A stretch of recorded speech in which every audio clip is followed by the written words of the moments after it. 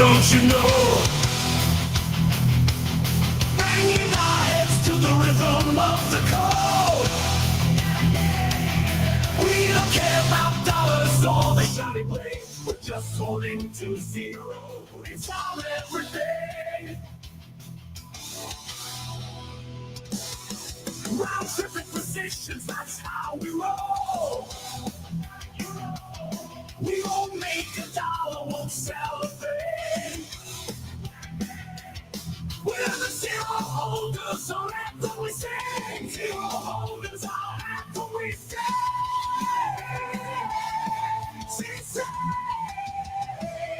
Zero holders, we're the kings of the Yo.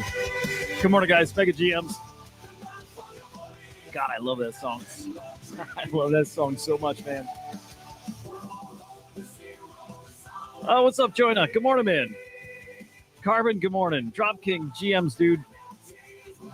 Who's your Christian? Fucking Jensen. Good morning, brother. Hoods, good morning. What's good, everybody? How we doing?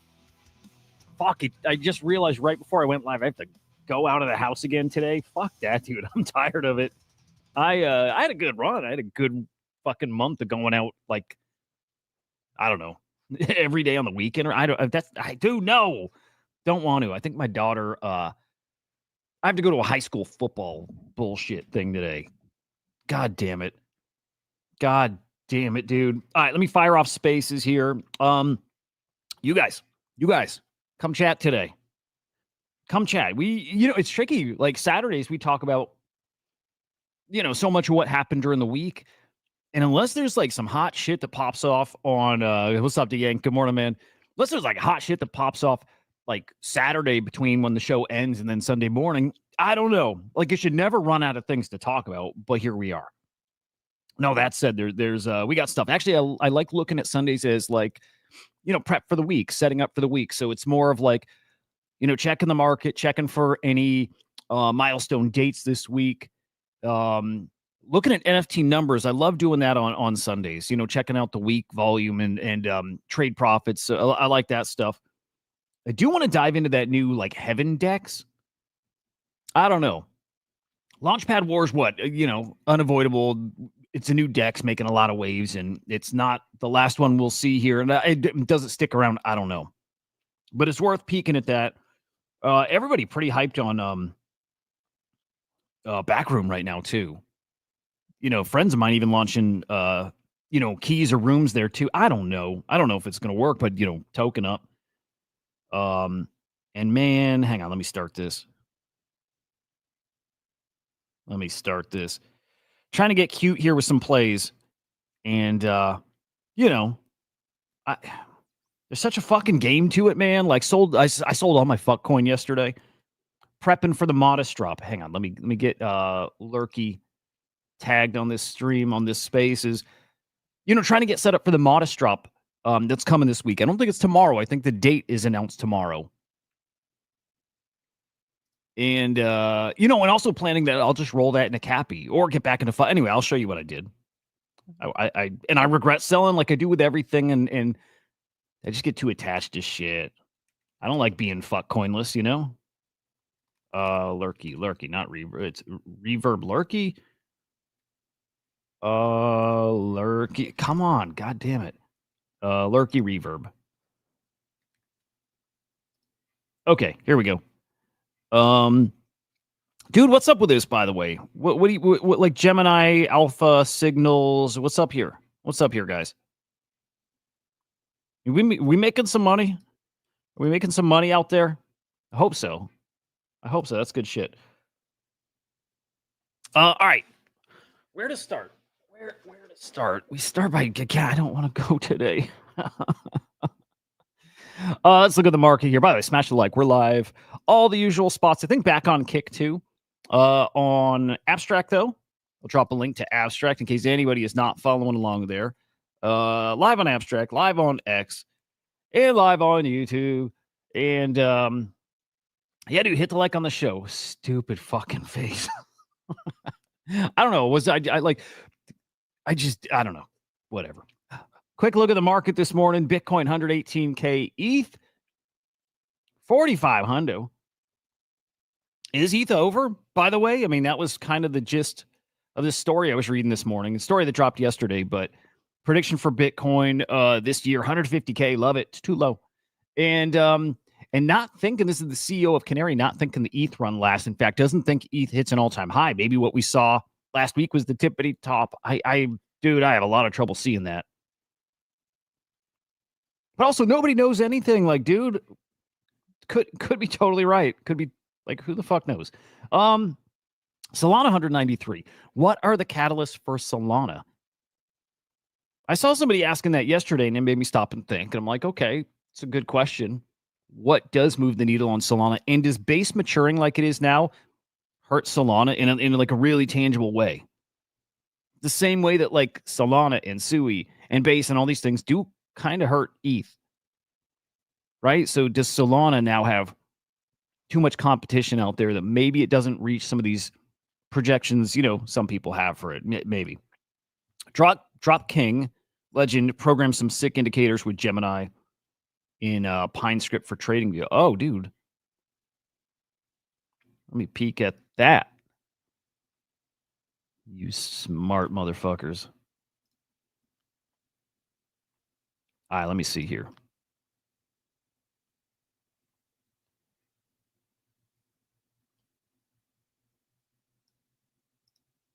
Oh, dude, I did see this. I did see that. All right, let's have a look. What's up, Rocky? I see you, brother, over on Spaces here. All right, what do you got here, man? Let's see. What is ICT? I'm so stupid with this stuff. It's unbelievable. Also, guys, I'm a little bummed. The young man who's getting into crypto, my kiddo's friend. I don't think he's here to learn. I don't know. I'll ask him. I don't think he's here to learn. I'm not sure. He's asking more like what to look at. It's I like that he's asking anything. But if I drop Tyler's handle and I drop Easy's handle and Thread Guy's handle and I say, go watch those guys, look at everything they tweet and go research everything they tweet, expecting he's going to not understand anything they're tweeting and come back with a million questions. That's what I was hoping for. Did I do that maybe the wrong way? I was hoping he'd go like dig into their timelines, and I'm literally everything they tweet, go read about. And whatever you don't understand, ask. It's like what I said, right? And there's no questions on any of that stuff. It's just, he's saying, hey, what should I be looking at next? Meaning like, what's the next meme play? I don't know, man. Maybe I need to be a little more like clear with like what that meant, right? These guys, what should you be looking at next? Everything they talk about. And then everything, pick one thing and then go read about it. And it shouldn't make any sense. That's it. Yeah. And I hate that. Not that I wouldn't want to do it, but I can't do it. I can't, because that means if I tell you a coin to look at, I got to tell you when to sell too. And I got to tell you what's coming. I got to tell, like, I can't, like, that's just, it doesn't work like that. And I did tell him, I'm like, dude, the more time you put in, the more money you make. It kind of does work that way. It kind of does. So I want him to do that. I want him to learn. I want him to research. And I don't know. So I'll say it again. I don't mind saying that 100 times. And I'll drop meme coins if there's very obvious stuff. Like, dude, if you want to play like that, go put some money in Pangu, set it and forget it. Go put some money in Fartcoin, set it and forget it. Kind of stuff like that. Hype, stuff like that. Pepe, But man, if you want to like sit here and you need to hit some home runs like I do, and you want to turn $50 into 1,000 or $100 into 500, whatever. If you want to do that, you got to get in and you got to start learning. That's it, dude. Time in the market beats time. Yeah. And you can't time the market if you're not doing this full time. That actually, it's not totally true. That's not totally true. If you just believe the market's up and to the right for the next many months, boom, take your position in something and leave. You could totally do that, but otherwise, all of us would be doing this for all of our friends and just individual messages to everybody. Hey, here's the coin. Hey, here's the coin. Hey, here. It doesn't work. No, follow Tyler, follow Easy, follow Thread Guy. Everything they tweet, read about it. Again, none of it should make sense. So by now, we're about a week in. By now, I should have like 1,000 questions, right? He shouldn't understand any of the terms they're using. He shouldn't understand what any of these platforms do. Tyler, I know, tweeted about this Heaven DEX. He should be saying, like, what was a DEX? What is this Heaven? What was it? What's this Litecoin? Like, what do they even talk about? What are they doing? I don't get it. What even is it? Like, I would expect those kind of questions. So I don't know if that's going to work, and that's normal. That's it's usually exactly how it goes. It's why I got to shout out my buddy Sika, who pops in here from time to time, and he's a friend. He's like an IRL friend, local to me. And he's fucking awesome. It's a great dude. I think he's my only friend that came in and stayed in and learned and found communities and asked questions and he's been in now for like 2 or 3 years. I think came in like 2023, and he's the only person that's ever come in and like did that. And I can't wait for him to make a pile of money. I think he will. I hope for him, especially more than anybody. I really hope so. Oh yeah, what is ICT? Did you answer?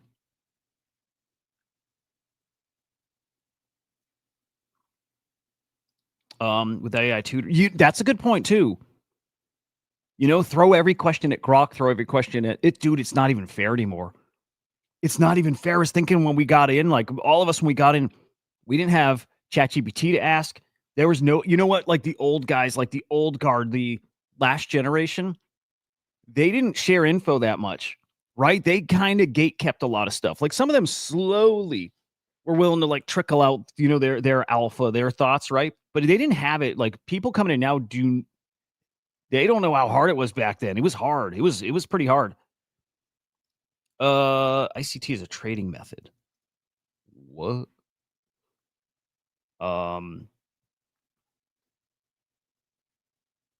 Dude, Drop King, fucking crazy.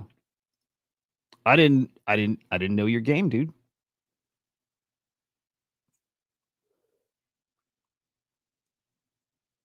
Dude, interesting. Okay, I'll have to read up on this. I'll have to read up. That's cool. I'll drop a link in the chat here. That's awesome.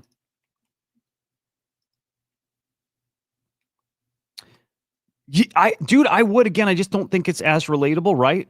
Like, I don't expect a young dude to sit through 3 hours, and I don't expect the young dude to sit through the Swarm Report shows and super focused on AI, right? Like, I don't expect him to sit through. That's why I'm like Thread Guy. Just tune into every Thread Guy show. And again, everything he talks about, go read about it. That to me is the ultimate cheat code. I'm like, dude, and I wouldn't share this with a ton of people. Like, this is $1 million alpha. It is. Thread Guy gives it away for free. Tyler gives it away for free. Easy gives it away for free. And we do it here too. But again, I'm not relatable to an 18-year-old. Thread Guy is. So anyway, I was really hoping he'd do it. I'll tell him again. I'll be like, dude, I was serious. That's how you do it. We'll see if we can get him there. I'd like him to, yeah, Carbon. Something I think about a lot. Because we're like, fuck, I don't know. It's weird. I'm trying to think how to even describe what we're doing here. Right? Like, you'll keep up with everything here, and we will answer every question live too. So that's different. Like Thread Guy's not going to sit there and answer questions. So this is almost like a help desk, right? That's why I told him just ask questions. But yeah, we're already deep enough in stuff that you're gonna have questions the whole way too. And again, that's fine to me. Dude, okay. I want to look at the NFT market. I noticed this morning, just looking at some floor prices, Lyft is down to 0.27. Holy fuck, dude. I thought it was spicy yesterday at what, 0.37 or something like that, or 0.3, whatever it was at yesterday. Thought Lyft might be a buy there. Dude, this is barely over mint. If these minted out, if I remember right, 0.22. Like, come on. I don't know what it is with Snowfro. It's actually kind of interesting. Snowfro doesn't get the secondary action that you would expect him to. And of course, we're heading into this like NFT bull, market that he hasn't had in years. But like when he launched, what was it, Drift? Like, fuck, I thought Drift were going to cook, and they did fine. But I thought those were going to cook, and they didn't. They, again, they kind of had their moment, but now Lyft, kind of very similar thing. I'm shocked to see this at 0.27 ETH. And I still think it's a good play. I still think it's good. Drop King, appreciate that, man. I definitely will. And Carbon, yeah. Dude, yes. It's like email in the 90s. Yeah. Yep. All right. Again, guys, everybody's welcome to come chat on the Spaces side. just open today for whatever. So hop in there. This that's on my account over on Huda_idiot. Join up if you want. I don't know how long we'll go today too, but we go, like I say, we go as long as the vibes want to carry us. By the way, connected with some of the Sense Bros. Good people. Good people. All right. NFT market. I want to peek at. Here's Heaven, by the way. I do want to look at that. Wrap our heads around it. See what you guys know. I know a little. I did a little research this morning. Heaven feels like flavor of the month thing. So now we got Bonk versus Pump Fun versus Heaven versus whatever. It's cool. What am I looking for? Oh yeah. Huh. Our own site. There we go. I want to look at NFT volume, see how we're stacking up to some prior weeks. Look at Moonbirds, dude. Jesus. Moonbirds 2.1 mil in volume in the past 24 hours. Past 7 days, are they damn near the top? Probably. Yeah, almost 8 mil in sales. Wow. Almost 8 mil in sales for Moonbirds this week. Punk's at the top with 15 mil. Bored Apes 13, almost 14 mil. I don't think Courtyard's correct, by the way. I don't think they're doing 10 mil on the week. I've seen some weird transactions, not like dirty transactions, but I see some transactions that get flagged as a sale that might not be. It might be like a bundled transfer kind of thing. Do need to look at that a little deeper. It's been like that for a while too. But weekly sales, feeling like we're about on par with last week. Yeah. Katz is around. He messaged me this morning. Actually, you'll see. Not to totally spill the beans here, but I think you're going to see Katz on one of my shows here, maybe a little more regularly. Maybe right on the video side too, which would be awesome. Everyone had 24 hours to buy Lyft at whatever price they felt comfortable with. So who's left to buy? That's a great point, right? It was an auction. Yeah, Snowfro's interesting, man.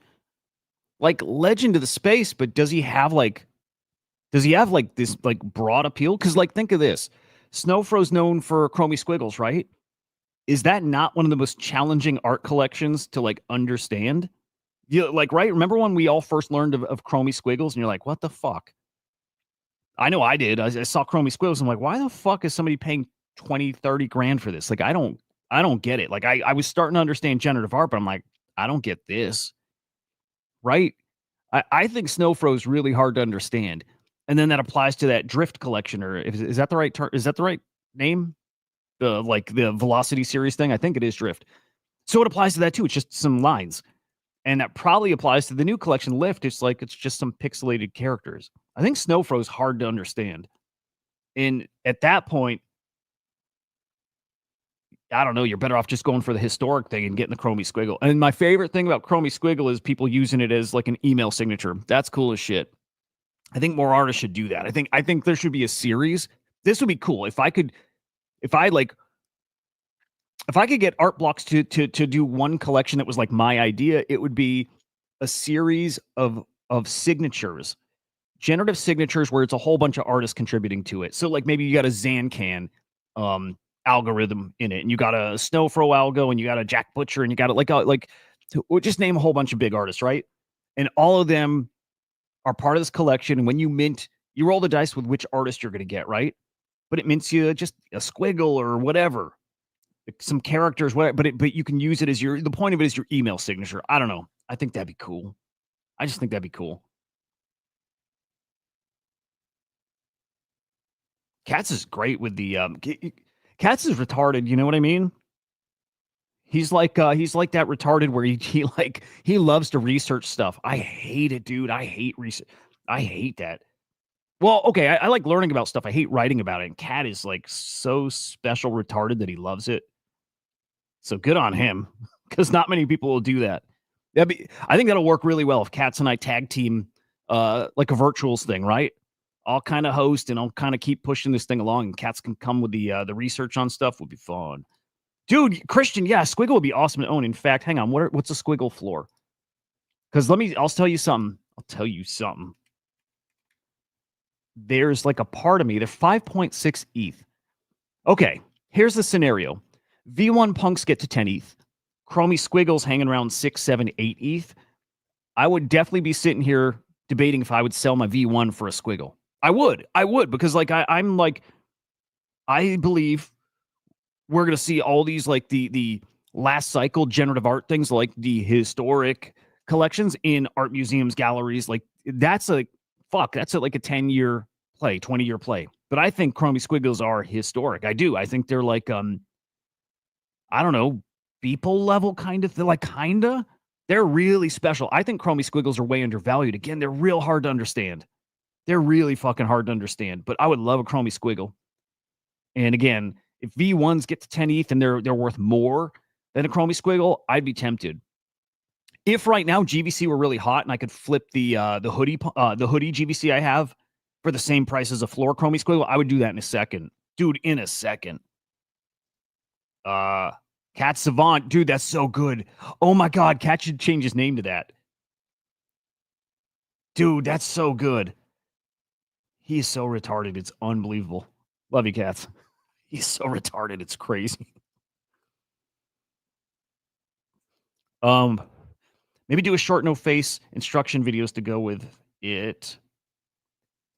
I just, I don't just like back to, I just hate writing so much.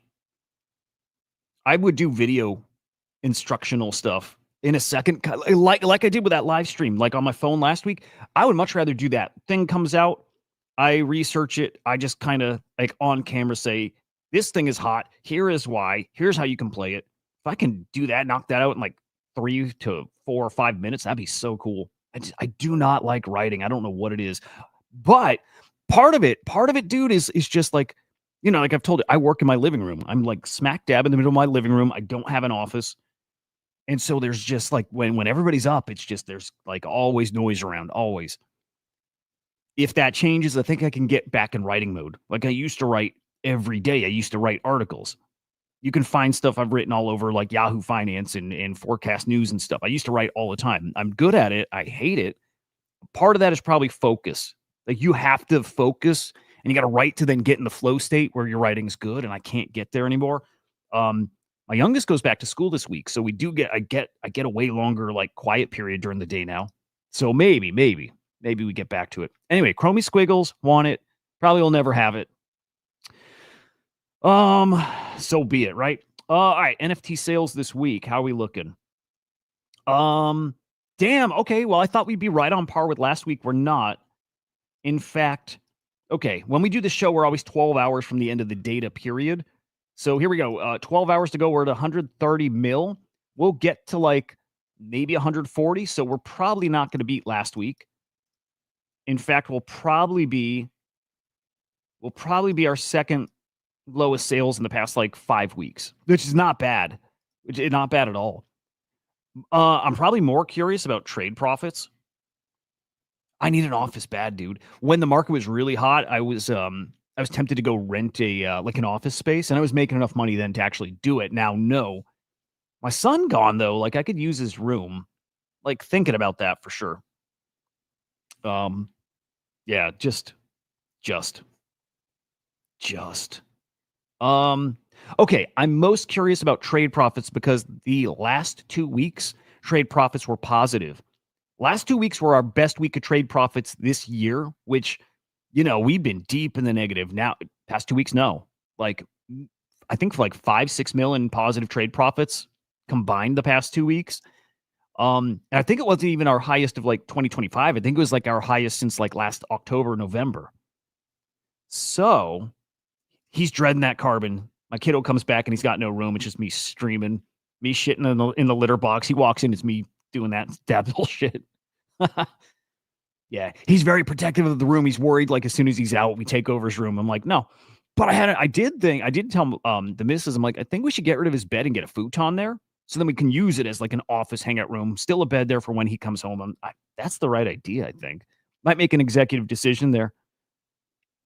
All right, here we go. You guys ready? Trade profits. We're going to scroll over and see. What do you think? Are we positive? You guys think we're positive trade profits this week?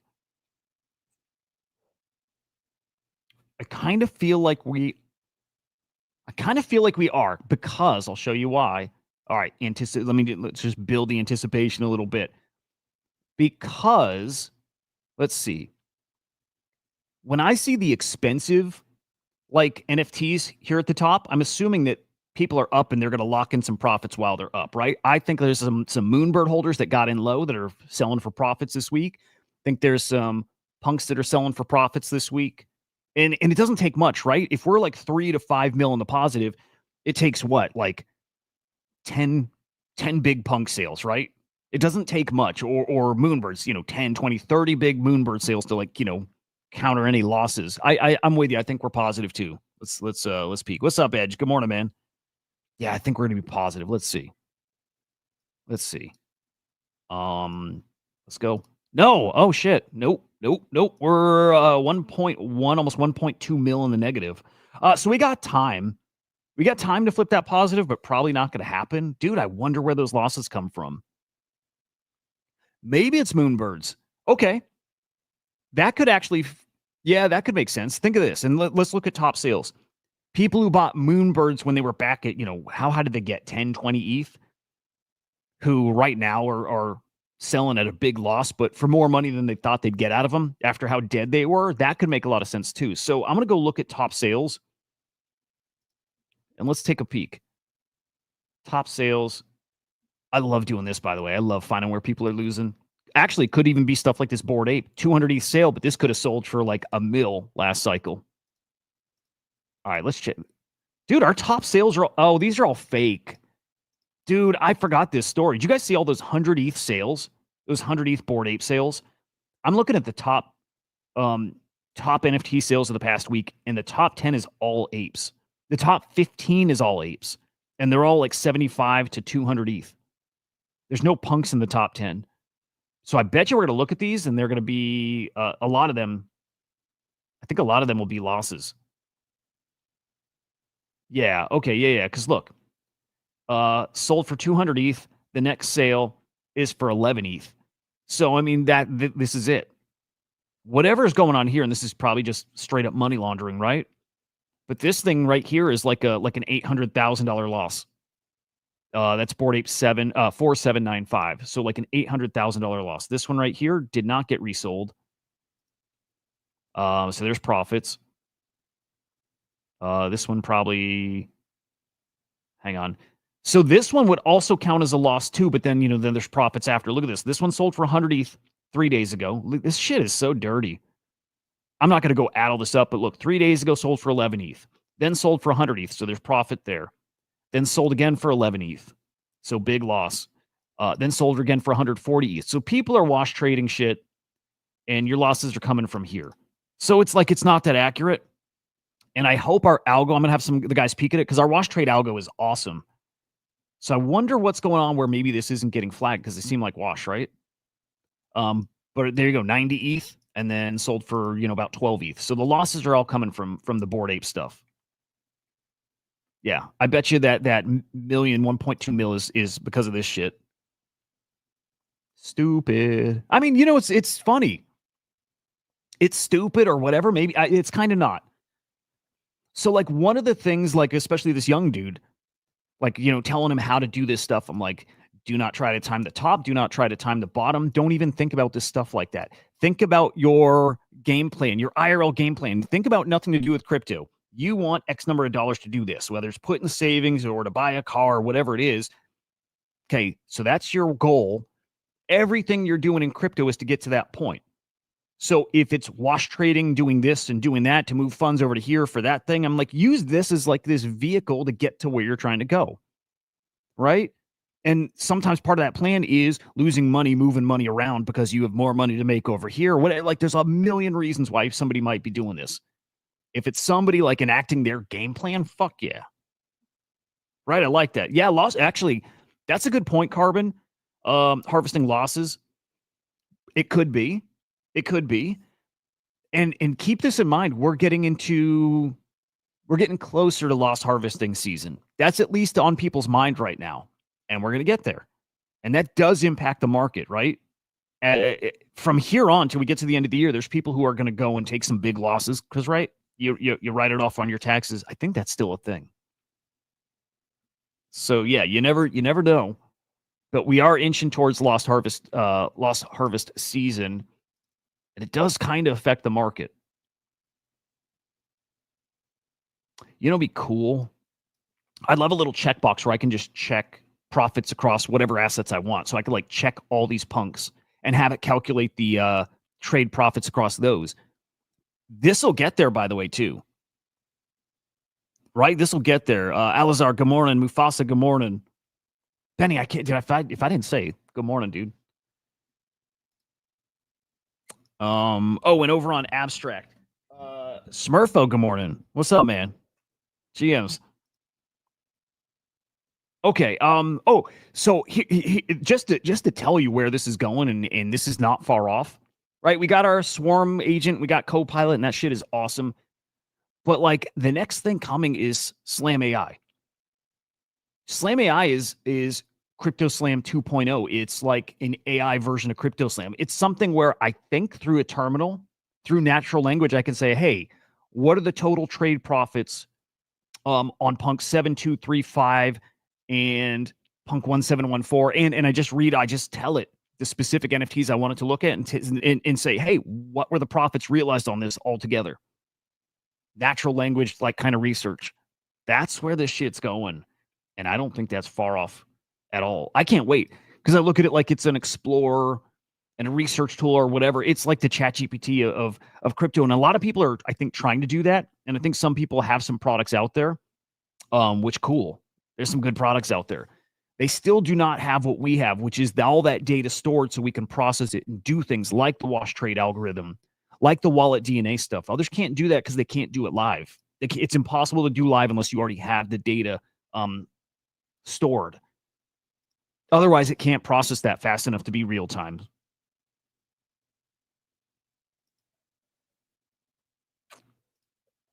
Okay.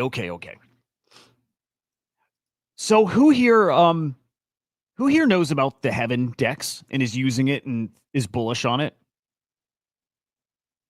Yeah, I would bet he does, by the way, Drop King, hoping the bull returns. I would bet he does. I would bet a lot of money he does. Now, I don't know. I don't know for sure, but I would bet he does.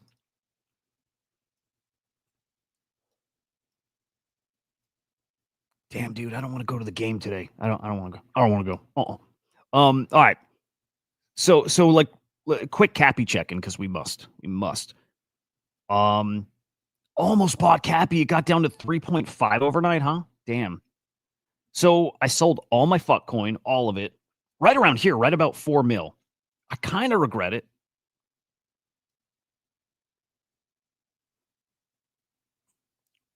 Hoods, you're a character, dude. I kind of regret selling my fuck coin only because I just like holding shit that I believe in, and I really believe in fuck coin. I would like to be back in fuck coin. But I'm hoping Cappy dips, and I want to buy more Cappy, and I want to make sure I'm liquid enough to play the modest drop. So sold all my fuck coin. It's not a ton. I think I don't even know how much I'm up. I'm definitely up, but I cashed it out. It's something like $3,500. Again, that'll take care of me in the modest drop. Or maybe half of it's going back to Cappy. Maybe all of it goes to Cappy. If Cappy pulls back to like even like 2, if we get a big old dump to 2, I think I put it all in Cappy, and I have a feeling it bounces back quickly. I'm watching Cappy like a fucking hawk here. But anyway, yeah, out of fuck coin right now, and it doesn't feel good at all. At all. Like fuck coin's looking pretty spicy. Oh man, I don't want to look at it because I'm gonna feel a kind of way. So Heaven, what's up, Smokey? Smokey, how do you feel about Heaven? You like it? You bullish on it? So this is the Heaven DEX. You know, I guess what makes it special is, and I'm going to read the tweets, like the breakdowns of it. I don't totally get it. There's no bonding curve on these. There's no like token launches, you know, race to bond, but as soon as it bonds, everybody dumps. That's not like a mechanic here. It's my understanding. It's just a liquidity pool, and the token price moves only based on what's in and out. Is that like the TLDR on it, Smokey? It's funny because your point right there, is like how I feel about it. It's like, okay, neat. I don't get why I should be like, I don't get why I'd be crazy bullish and think this is the new thing going forward. I don't know why I'd think that. Best thing about it is the 100% fees flywheel.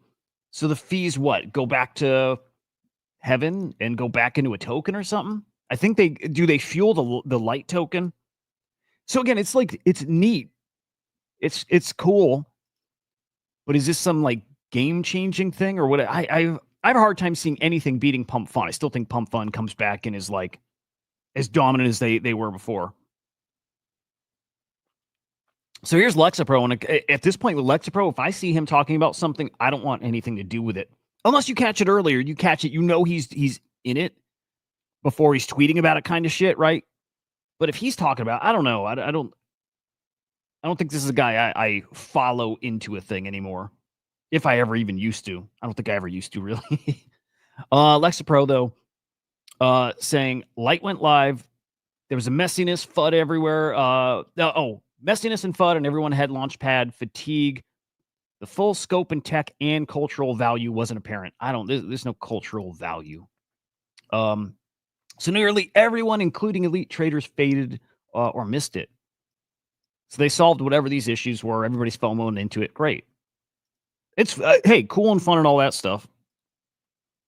Smokey, I know a lot about launchpads now, and from what I've learned, Pump Fun and Bonk will be dominant due to power to pump, and able to make features, unless the feature is made that's not able to be done with money. Shut up, English. English, you want to join the spaces? These guys have more money than any of the new launch pads. Yeah. And to that point, it's probably going to come down to that. Who can build the fastest and coolest shit, and Pump Fun can. Some of these others can too, but I don't think anybody's got enough firepower for the PvP that comes with it. Have your dad come on too, English. Have Papa English come on. So someone else tweeting, I read about Heaven DEX. They use pools of money instead of bonding curves. Price changes are totally based on people's take or add money. You know, again, buying or selling. Fuck yeah. Good shit, man. Smokey, if you have a moat, needs to be strong and unable to be breached by just extra capital. I can make Heaven myself with 2 friends in 10K. There you go. Yep. Yeah, I'm not buying the hype around Heaven. That's just the gut instinct kind of thing. I don't know. There's nothing technical about that. I don't know all the players involved. I don't know which influencers are bullish and shilling and all that stuff. I don't feel anything super special here. Other than short-term new fresh thing, and people are gonna chase the new fresh thing. That simple, right? So maybe it does well. Some of the coins are doing well, by the way.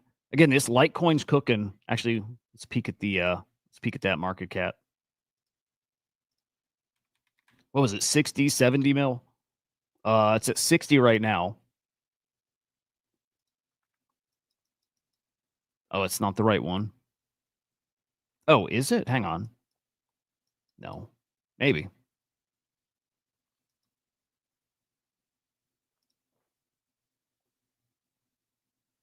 That might be the right one. The other one might have been real too, but whatever. No, that can't be right either. No, that's not real.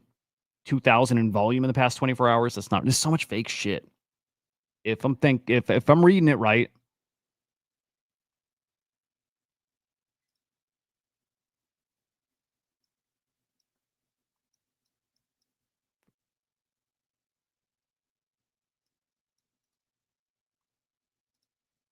What the fuck?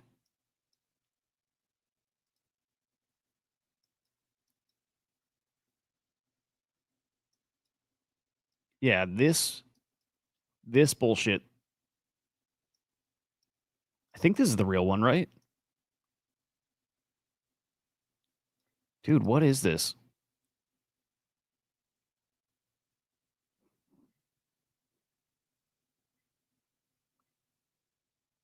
Yeah. So Smokey said, because I'm looking at the chart, guys, on Spaces. I'm looking at the chart, and you can't even read the chart because there's like very scammy activity on it. Like some wicks that send this to like 120 bill FTV. It is. So this is the real one. Okay. And this has to do, does it do this because of their mechanic, the way that price moves? So people are manipulating this chart. You see the token's going from like 25 mil to 125 bill. And so you can't even read the chart unless you like position it right. It's stupid. And Smokey's saying they're going to fix this stuff. On here, Smokey?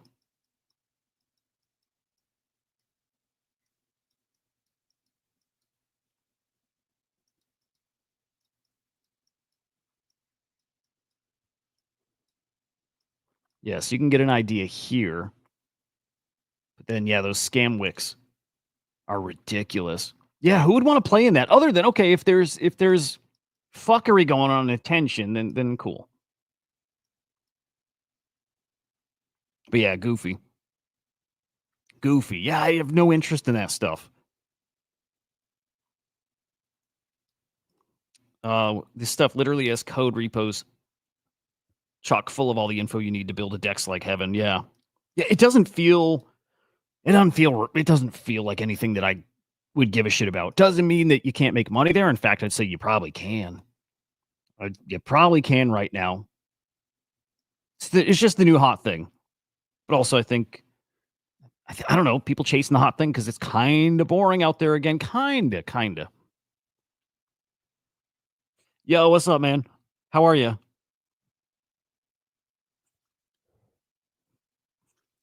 Yeah, Smokey, come on Spaces. Yeah.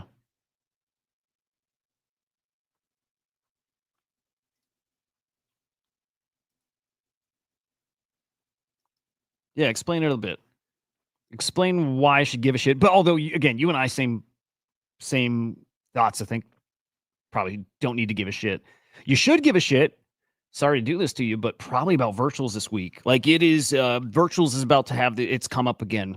It is. It really is. And like the narrative is kind of there too, or like, okay, Vader hasn't tweeted in like weeks. So it's like primed for like all this energy to come back to it. Because we got some good token launches coming. We do. There's some good token launches coming. And but the hype's gonna come back too. Again, like Vader will be back and chilling and doing his thing. The energy is about to come back to virtuals. Where to position yourself, man? Yeah, dude. Yes, I should. You know what? I won't vape the rest of the stream today just because of that. I should. It's bad.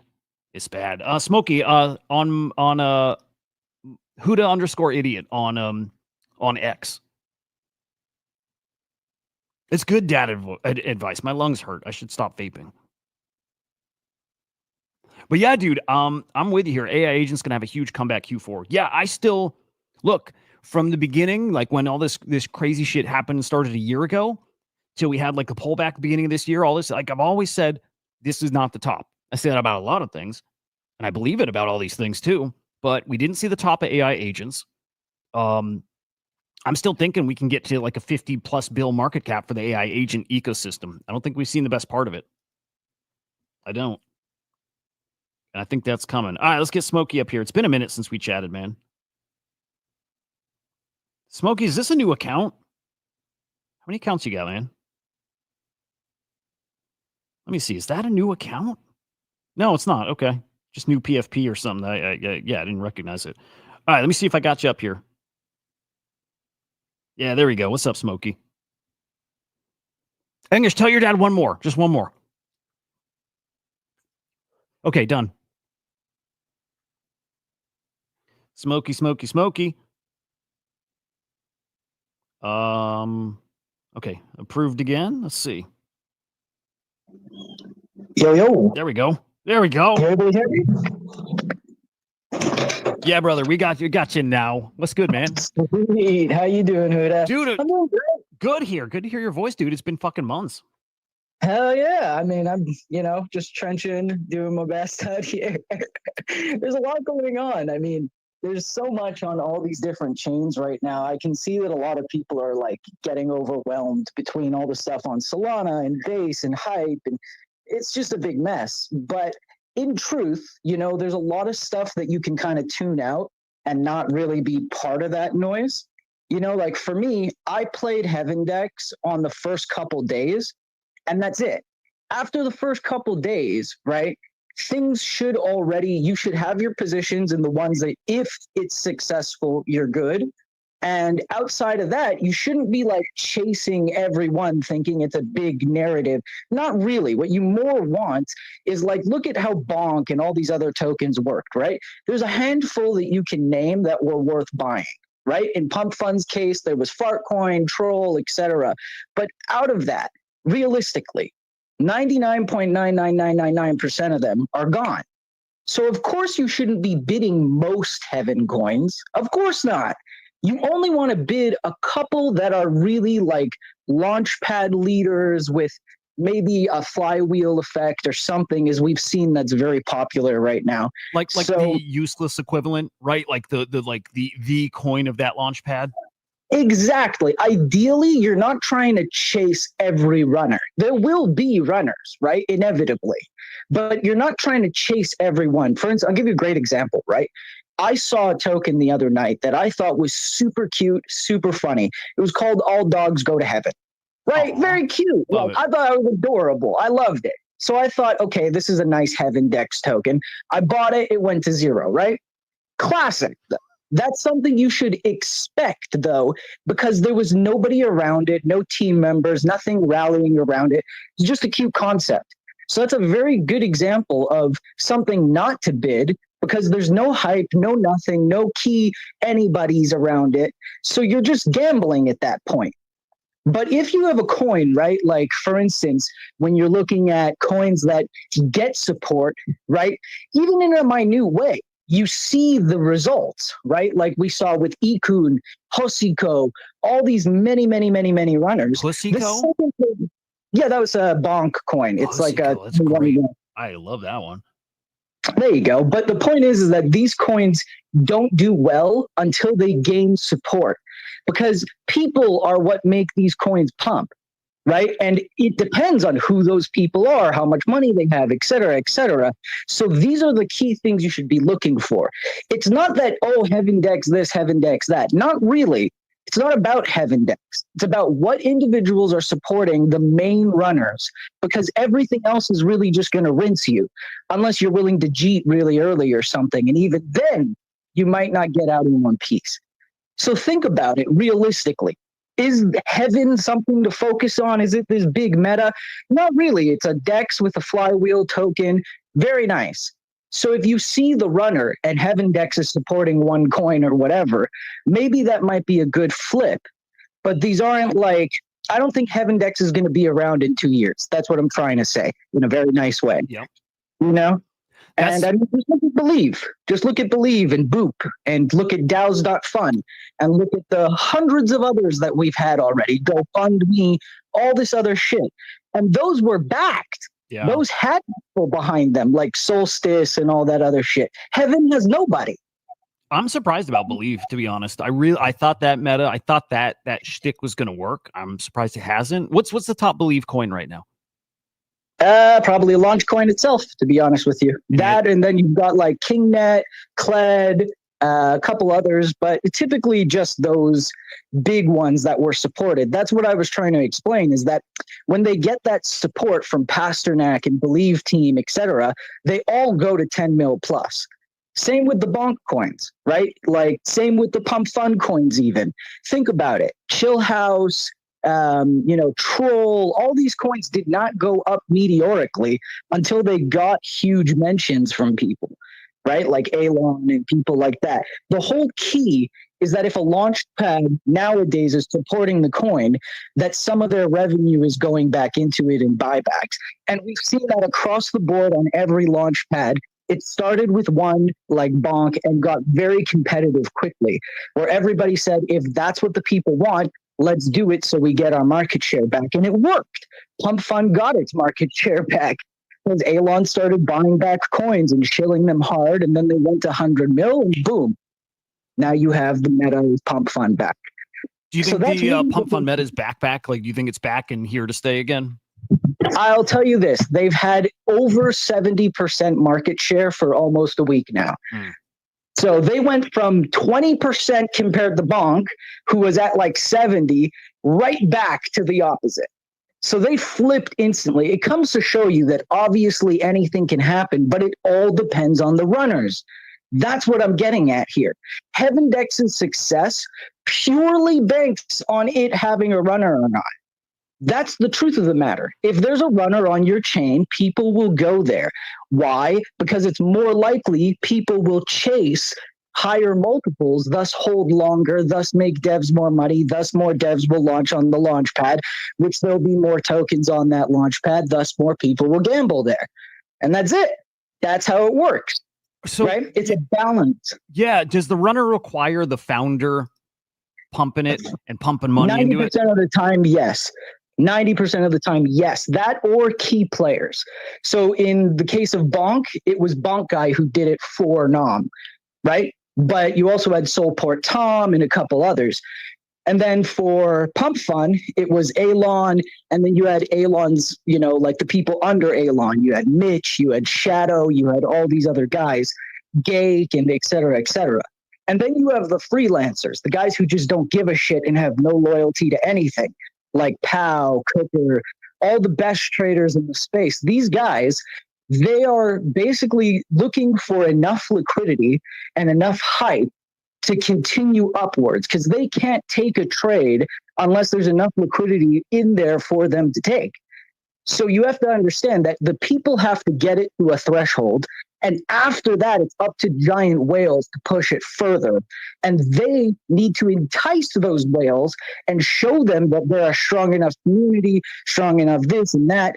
And the whales, they typically don't care about that anymore because they realize that these guys are just flippers mostly. So what's their only guarantee? A team member who says, I'm willing to offset all those people going to dump on your head by buying back and flywheeling and shit. And that's why it's so important.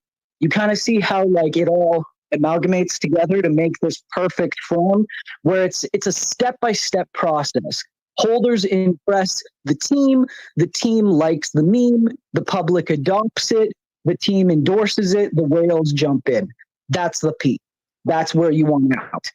That's usually 100 mil, 10 mil, 20 mil, 50 mil, like we saw with Corey, and infinite examples I can give. Good shit, dude. By the way, who are those guys people should be watching? Like those top traders you mentioned, Gake. It's a name I'm only newly familiar with because obviously I'm not in the fucking trenches. Who are those guys? So this is a really good question, actually, and I don't know all of them, of course. I'm no like genius or something, but what I can tell you from my 6 years here in Solana, typically you're looking for people who have experience, who have capital, and these guys are very vocal. They're not hard to find. There are sites like KOL Scan and many, many, many others where you can learn. But really the best way to do it, which I found the most successful, is you find groups of people who are like-minded, traders like yourself, and you look at wallets in the top traders of coins that are getting traded. And slowly, you start to figure out who they are. People start to coordinate the people you're working with through different streams and looking at people's portfolios and tweets on Twitter. Eventually, you figure out who's who, and that's how you build up a list of really top quality traders, because you're constantly searching in the top tokens, the top traders, at the best times for the hottest moments, right? So when Heaven DEX first came out, if you looked at the top traders on some of those coins, you would have found all the best traders in the space, because that's what was hot for the day. And what do good traders do? They trade hot stuff. So if you check top traders in the hot stuff, you're always going to find the best traders in the space every time. And then you'll start to see, hey, I've seen this wallet recur 5-6 times. Let me drop it on Grok and see if Grok can find it on Twitter somewhere for me, or a post about it. And then you have your friends to have confluence with and say, hey, I found on Twitter that this wallet's connected to so-and-so. Is it actually his wallet? That's the process. That's how FNF groups and all of us build up our dossier of tracked wallets, so that we have the confidence we want. So when I go into coins, if I see, Gake, Cupsy, all these guys in, and they're all holding significant amounts, I know that this coin just already got pushed. All the best traders are in it, et cetera, et cetera. That kind of confluence is very powerful. So when you're looking for these people, I could give you the list. I have no problem doing that. I could give you my own personal list, but I'm trying to give you guys the to teach you how to fish rather than give you a fish. Having these guys are useful, but marginally you don't understand what you're doing, right? For instance, you don't want to copy someone and have no idea how they trade and then just get rinsed. Right. Well, check it, dude. Here, that's a great point. And here's like I've got new perspective on the trenches because of Cappy, and so this ties into what Luna said. Don't follow any KOLs, right? Maybe you can track them just in case, but it's mostly just distracting. Partially, yes, but also like, look, that Cappy coin in early from knowing the guy who took it over at the tiny market cap. What was so interesting is what sent that is the connection to the KOLs, right? He had the open door, he had the channel to talk to those guys, got him in. Those guys didn't start talking about the token until its all-time high. They didn't start tweeting about it till it hit 5 mil, 6 mil. And so to that point, Luna, if you follow the KOLs and are trading on what they're saying, you're in at the top. You're probably their exit liquidity there, but they're important if you can track, to your point, when they're getting in, or if you know the guys who have that dialogue with them, who can get those guys in a coin. So yeah, basically you gotta get in earlier. Get in earlier. There's a different area of the trenches. This is like you're talking about your group, your Five Nights at Freddy's group or whatever. I forgot what's FNF. FNF means friends and family. That's all. Okay. I like it. Yeah, but this is terminology you'll learn as you become more of a trencher. You'll start to learn more terminology and it becomes more obvious. The key thing that I see a lot of people in the trenches fail at is risk reward. And a lot of people don't consider that. It's just in their head, they think like, this is funny, it could send 10 billion X. But there is a sort of fundamentals to it. You're not just like, you could get lucky, of course. But if you look at it from a probability standpoint, pretend you're at a casino, right? And you're looking at the RTP on shitcoins, it's bad. It's really bad. Like 1% you win, So, I mean, overall, you have to take into consideration that there is a sort of a brain here that has to function to make reasonable decisions. Otherwise, you're just gambling. So when you're following these people, getting rinsed by them as a copy trader only happens because they get annoyed by copy traders. Copy traders dump on them. So they're fighting a fight that you don't understand yet because you're not there. But in their shoes, it makes a lot of sense. They're not scamming you. They're just trying to shake copy traders who dump on them every time they buy, right? So you have to understand, this is a fine balance and a very delicate battle here. It's not like one way or the other. Definitely. And it's a nuanced thing. It definitely is a nuanced thing. There's a game to the game, and you have to understand the game. Yeah, and people feel slighted, like somebody screwed them over. Nobody forced you to buy, bro. Dude, it's so true. You know what I like, though? Okay, Launchpad Wars, yay, fun. It gets things churning. It gives you some opportunities there. But, man, like, bet on the main players, because I just keep thinking back to the OpenSea versus Magic Eden fight, and OpenSea was down and out. They were fucking done for until they're not. And all of a sudden, OpenSea is now the NFT marketplace again. But man, now I look at Magic Eden down. Maybe some count them out. I don't. I all of a sudden look at Magic Eden as a really spicy thing to be buying. And that's like a nice parallel to what just happened with Pump Fund. It was a much shorter time frame that happened, but Pump Fund looked absolutely fucking wrecked. And if you bet on them at the bottom after that token launch, dude, you're probably up. Well, actually, I'm going to check the chart, but I imagine you're up pretty nicely here. I think the main problem, though, is that people look at these tokens as equity in these companies, and that's not the case.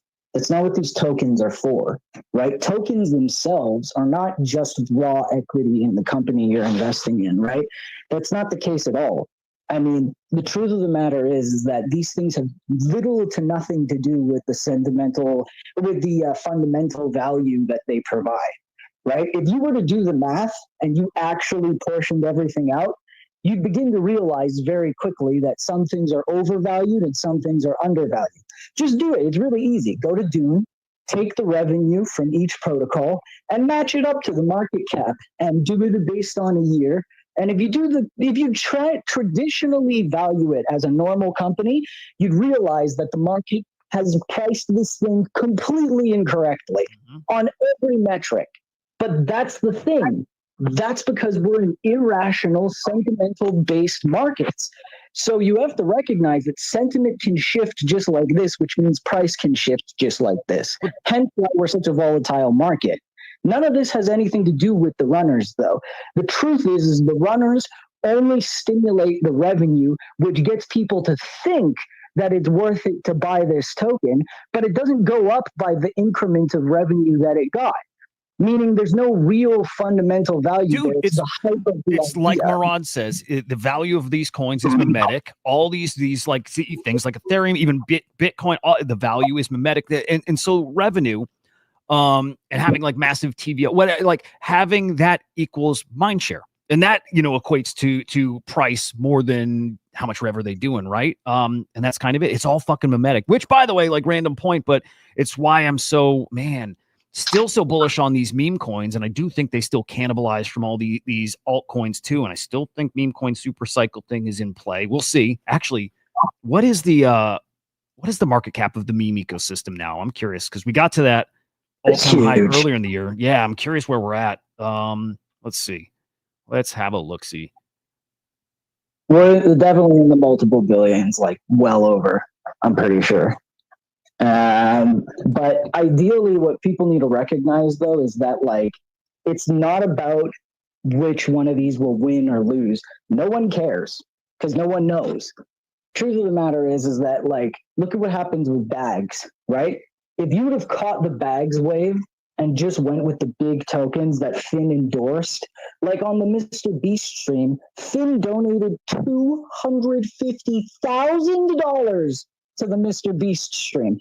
That was the most obvious play of my life. It was literally so simple. Everyone on Twitter was talking about it. Finn backed it and literally was going to pay the thing and said it. He tweeted on Twitter, added Mr. Beast, saying he wanted to come on and all that shit. It was the most obvious play on earth, and it took up all the attention that day. That's the definition of a good play.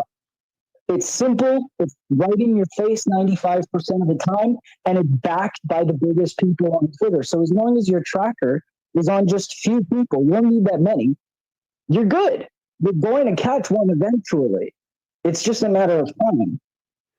So two things. One, this is also just random comment. Trump tweeting out big progress on Russia. Stay tuned. If they declare like war over, ceasefire, well, more than ceasefire, war over, how bullish are you guys on this market? And also on Hillary Clinton saying she'd support Trump to win the Nobel Peace Prize. That's fucking wild. But do we absolutely fucking send this week if war over? Good Lord. Could be spicy. Could be a spicy week here. The other question, point, whatever, is where is the attention going to be? Maybe specifically in the meme ecosystem. Is it pump fun? Is it worth paying attention to Heaven? What's the thing that people are watching for or looking at to be like the next, I don't know, even main player? So right now, if you look around, right, we actually have experienced a similar thing to Heaven before, where we had, for instance, Jump. I don't know if you know who Jump Crypto is, but they're an extremely popular company in crypto, and they made Fire Dancer for Solana and many other innovations. But they made a launch pad a while ago, totally went to zero, nobody cared. But the day of, there was a couple runners, they made some good money, and that was it. So I expect things to be that viciously fast, where you will not expect the next meta. You won't know what it is till it's there, right? For instance, with Heaven DEX, it's possible a runner comes out of it. So searching for at least one runner that will be backed by the DEX isn't a terrible call. I'm sure there's a 5x, 10x in there somewhere. But is it right now, the main thing? Not really. If you go open up anything right now, like Pulse or Discover on any platform, and you look at the trending tokens, most of them aren't Heaven DEXs. Couple here and there, sure. But you're not really seeing massive, like capital going in. But truth be told, yeah, there is probably a runner in there. And if you're looking for runners right now, you're just looking for the thing that is hard. And that could be anything. That's the problem right now. Is The that thing that's what? the thing that's really hot, genuinely hot, right? Like, for instance, Bags app was hot a few days ago. You could have bought almost any one of those tokens, like the Retardio's Bag Tardio coin. You could have bought that, boom, up 10x instantly the day of. You could have sold and been fine. And that's just what it is that when something's hot, everything around it will run. So if Heaven DEX got hot right now, the first coin would run, the second coin would run, 2-3 other coins would run. All it takes is for one thing to get hot. One. So that's what I would say to pay attention to is if you see something getting hot, let's say Useless starts getting really, really, really hot and it's going up to all-time highs again, highly likely that Ikun and Hosiko and all these other bonk coins will pump too. So those are easy plays. That's what I would look for if you're talking about easy, very like not trencher-esque type of, you don't need advanced metrics or anything like that. All you need to understand is if the runner of something is running to all-time highs, the babies behind it are going to run too. So for instance, you see Useless running, grab some other fucking bonk coins that you think might be good, or something that, you know, for instance, if Soulport Tom tweets out that he likes a coin and you realize it hasn't pumped too much yet, but Useless is running, easy recipe for a quick 50, 30, 60, 100% even. So these are the things you're looking for, and you're trying to have social confluence from people who are actually like on the timeline or in your Discord. And you want a combination of that and volume on the coin you're looking at. So that's how you're going to spot the next runner. It's a combination of volume, Twitter tracking, you know, mainly you're looking for a big runner to run and then catch the betas under it. Or if you want to join in on that, you can. But if it's already ran, you won't be able to get in at a good price. So it's better to play the betas at that point. You see what I'm trying to say? Yep. No, it makes a ton of sense. That's how you're going to find your next runner. You're probably not going to get a 10x off of Useless. You know what I mean? Yep. No, that's it's a good point. Dude, how big of a problem do you think like the PvP in Solana is right now with these launch pads? Not at all. Not at all. I love it. Bring more competition. What are you, crazy? You want to fucking give it all to one player? Hell no. I say bring it on. Do 1,000 launch pads. I don't give a shit. More launch pads, the better. As long as you guys are coming up with unique and interesting ideas, fuck it. Take my money. I don't give a fuck. I like it. I'm with you. I to be honest, I guess I was surprised that it affected the coin so much. Again, like I started looking at the bonk coins because, again, fresh attention there, whatever. And dude, on the fucking timeline, people are just fucking brutal about I mean, you saw Kook talking shit about the bonk guys, and he's probably right. I'm assuming he's right. Like, I trust Kook with so this some is of that what stuff. I mean by social layer, because there's lore to understand as to what happened there, right? What happened there was one of the bonk people, I won't name any names as to keep it all good, but one of the bonk people, they aggravated a very well-known fudder who's extremely talented at fudding, and he's also happens to be a big pump fund supporter. And so they set him off, and he said, okay, let's do it. And him and all his friends and the FNFs and all these groups got together. Alon got together, and tons of people got together. There's a whole background there here that not all of is even public, so I don't even know all of it. And all of that accumulates to why this happens. And also, Bonk, you have to understand, just came off a very hot run. Bonk made literally millionaires multiple times over. I literally watched at least 40 coins go to 10 mil plus on Bonk. At least. And so that had a massive, massive run. It's only natural that it would cool off and that the enemies of Bonk would time it so that at the time where it's supposed to have a cool off, they do a FUD campaign. That makes perfect sense to me. It'll bring it lower under value, of course, and eventually that's a good place to buy, hence why you get those opportunities. Without that volatility, you would never have that opportunity and just lose it. And that's it. Once it's up, and you'd be fucked. Yeah, I thought it was interesting, like with the bonk stuff. Cappy's the one I'm in and supporting and love and fucking all that stuff. But it's interesting, they took what was it, Cappy on Bonk. They changed their name. They got Bonk out of the name entirely, and now it's just the Cappy coin, which I actually like a lot. Again, the PvP thing was Again, I don't know if I was expecting it. I didn't think traders were going to give a shit to that degree, but I think that's less about the traders and that's the influencer game and the big money people behind the scenes. It's their bags at stake. Yeah. Think about it. You've got maybe 20. Okay, let's really be logical about this, right? Let's be really, really, really, really nice. And let's say out of all the people on Solana, let's say there's maybe 500,000 that actually trade meme coins. And that's being stupidly generous, by the way. Stupidly generous. So let's say you've got about 500,000 people, okay? Out of those 500,000 people, you know that most of them aren't millionaires, obviously. So let's be really, really nice and say 60% aren't millionaires. Obviously, there's more, but my point is like this. Out of that, each millionaire might only be willing to risk 100K of his million, right? And then some more, some less. So if you start to do the math of it, you start to realize with all the runners out at the market caps we're at and all this other stuff, that even they're spread relatively thin, right? There's no infinite up here. And when you start to realize that, you start to realize most people have a horse they back already. And for the ones that don't, they're quick traders, meaning they're not going to sit around like an idiot and hold a coin for a year. The only people who will do that are already have their cult, already have their niche that they believe in and that they hold. So realistically in the trenches, you're dealing with a fraction of a niche of an amount of people. You're dealing with a very small group here. And so where this group goes is where the things are going to pump, and then everybody else comes on after that. Because this small group is the group that initially starts everything. They're the group that's searching and constantly flipping and looking around. And when they get onto something, that comes to the top of the volume charts, where everybody else sees it, where the quote unquote normies or more normie crypto retail users see it. But beyond that, how would you ever know that unicorn fart poop is going to pump? You wouldn't. Not until it pops up on your screen, on your tracker, or on your volume chart, which you're not watching 24/7 because you're a normal person.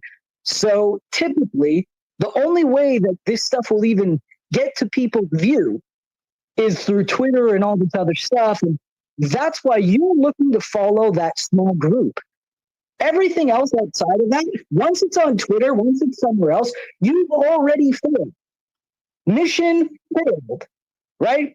If you want to get in early, you're trying to follow that small group who's wandering everywhere all day, every day. And when they settle somewhere, that's where you want to get into as fast as possible. You'll never get in before the professional trader. Almost never. Because how are you supposed to know? There's no way you're going to know that X token is going to pump without the volume and without the track wallets being there. How else would you know it's attractive? Do you see what I'm saying? I see what you're saying. It makes sense. The Pump Fund stuff. Okay, here's something I've been curious about. Pump Fund has been doing something where they're like signaling that they're going to be supporting like these top coins in their ecosystem, right? Like they keep tweeting out these memes. What are they doing with that? So they're already doing this. It's been done for a long time now, actually.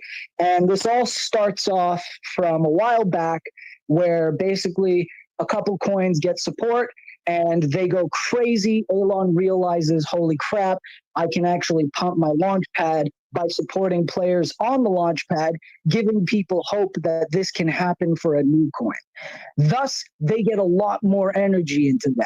Hence why it's worth doing it, because that money is essentially money that they're making off of the AMM fees and all this other stuff anyways. So they're just saying, we're willing to give up a part of our profit to attract new customers. It's basically marketing.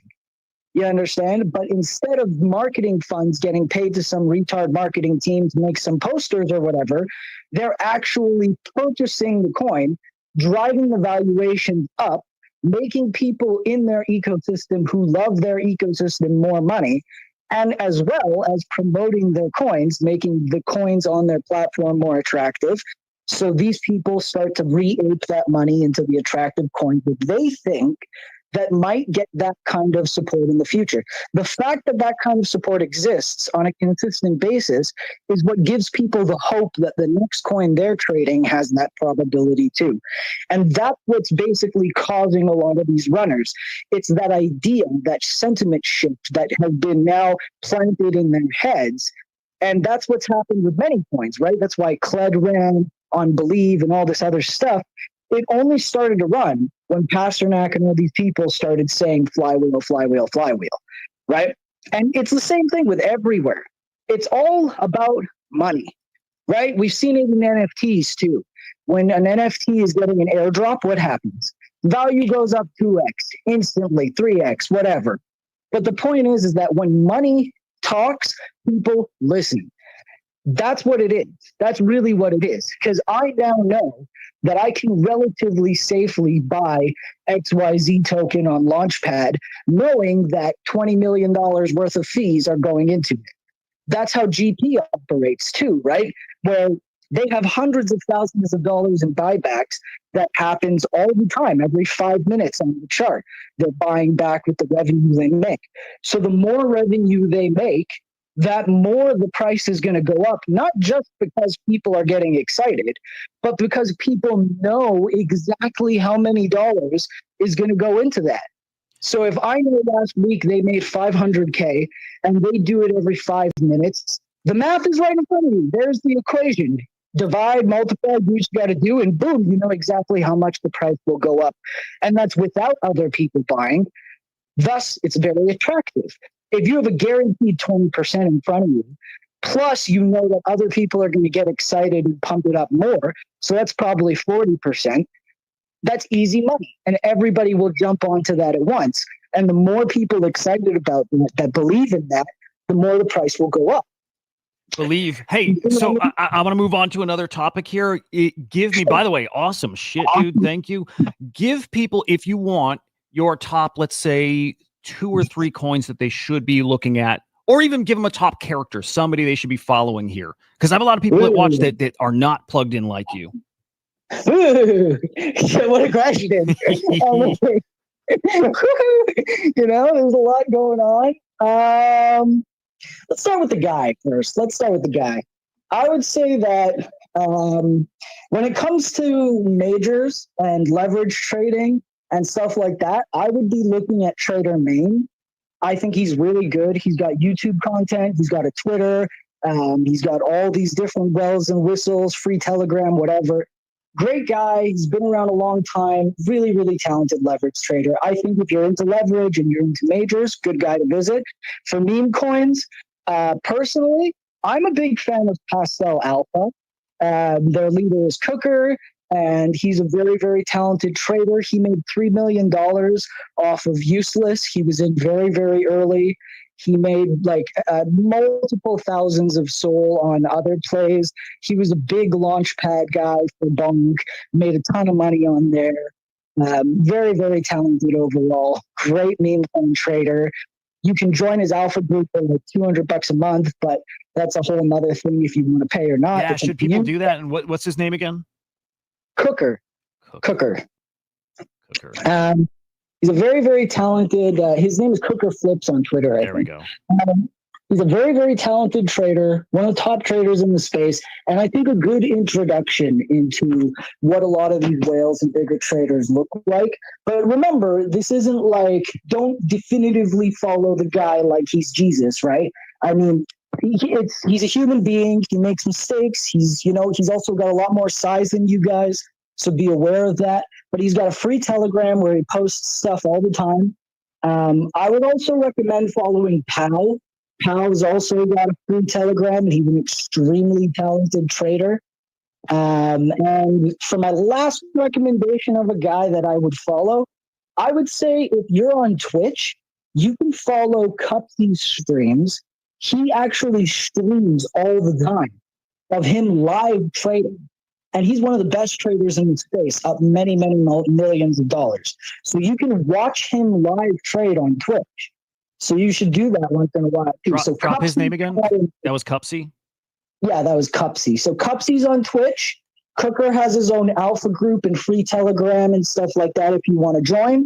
And Pal just has a free Telegram and an incredible Twitter page. So I would look at that.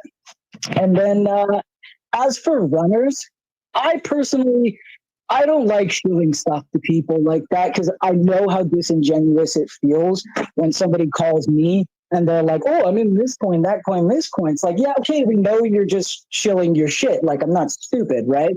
I mean, obviously, you're not going to tell me a coin that's not your bags.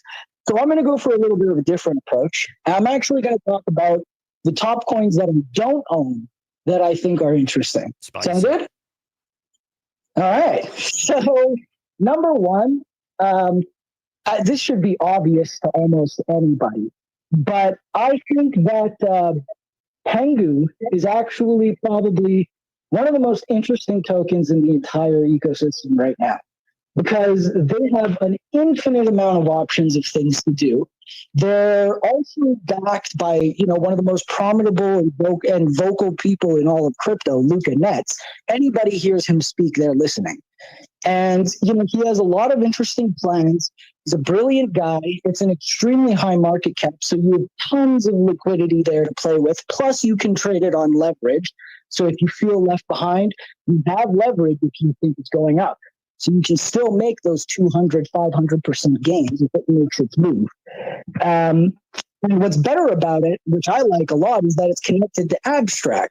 So there's infinite amounts of games and applications and ideas that can integrate this token and have a sort of quote unquote, let's call it flywheel effect. Plus, they have an ETF which registers both NFTs and the token. So Pengu is definitely one. It's the highest cap that I have my eye on. I don't own it yet. I had it a while ago, but I sold it. And very interested in it. It's highly likely my position will utilize low leverage when going into it.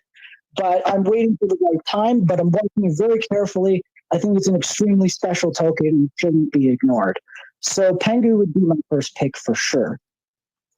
Hit us with the next. I'm with you there. And I got bags and I love it. And I'm one of those dudes that thinks it flips most of the top meme coins, like flips Sheeb, flips like even maybe tiny little fucking baby chance one day it flips Doge. I doubt it, but like maybe could. It's there. It's like top 2-ish meme coins.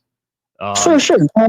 I think you're 100% right in that it's top 2, but I think that it's very quickly the number 1 NFT, which in my personal belief leads me to believe that one day they will not only be the number 1 meme coin, but they will be one of the number 1 media companies on all of blockchain, I think. Dude, and they didn't blow their load yet. They got so much shit coming that we probably don't even know. We probably don't even know. I actually had a prediction that I spoke about privately with a friend that they're going to acquire people like Claynosaurs and start to do like IP meshing and stuff like that. That'd be cool. That's what I was thinking, is that they're going to collect the best IPs when they have excess cash. That's what I think. But it's a whole nother topic for another time. That would be bad. Dude, that would be fucking badass. My out there Pudgy's prediction was they do the thing we fucking dreamed of with NFTs, which is Pudgy Penguin holders, owners, whatever, own part of Igloo Inc. And I'm like, that'd be super spicy on the NFT side. I don't know if they do that or not. I don't know if they can, but like that's my like big old X Factor play. We'll fucking see. I like that call. I think though, for outside of that though, to move to another coin now, let's move to a whole new ecosystem. But real quick too. English, that call, by the way, the flip Doge call would be like a 10 years out kind of thing. I can't rule it out. I can't rule it out. That's not happening right now. That's going to take time. Billions of dollars don't flow into something overnight. Right on. Not like that. Not tens of billions, at least. That's ridiculous. Exactly. Give us one more. We saw with Trump, but that was tokenomics. That's why Trump, and it's also Donald Trump. So that's a little different. All right, give us one more coin. Sure. So I kind of want to go off the beaten path for this one and just go to another ecosystem for this, because I know you guys already know about Base, and I know everybody's already on Solana. But I think that Hyperliquid has one of the best chances to pop off like absolutely insanity. I think Hyperliquid goes to $50 very shortly. But it's not about Hyperliquid that I want to talk about right now. It's about the ecosystem. because the ecosystem is so young and underdeveloped. And I remember what it was like when runes and ordinals and all this stuff was coming out for the first time. And I know there was cooks there. Although the whole thing fell apart, there was still 100x's to be made before that end happened. And in Hyperliquid's case, it doesn't look like that end is anywhere near in sight. In fact, it actually looks like it's going to succeed. So what would have happened if ordinals and runes really succeeded? That would have been an insane run. So I think that Hyperliquid has that in it, and there's many coins here. So I'm just going to mention a quick rapid fire here. LICD is a coin that is basically like... Say it. Yeah. LICD? Yeah, LIQD. Oh. It's a coin. Sorry, not what you think. You never know with his fucking sticks. No, liquidity. Anyways, but the point is that this token governs the pump fund of Hyperliquid, and it's a pretty interesting token. A lot of people have considered it in the past, like Anson posted about it, and a few others. So it was a very interesting option, and it's really not getting a lot of volume because not a lot of coins are actually launched on it, and not enough people actually like it yet, and not enough people use Hyper EVM yet. So I think it could be a very good opportunity at only 18, 20 mil max. It's not that expensive for what could be the pump fund of all of Hyperliquid.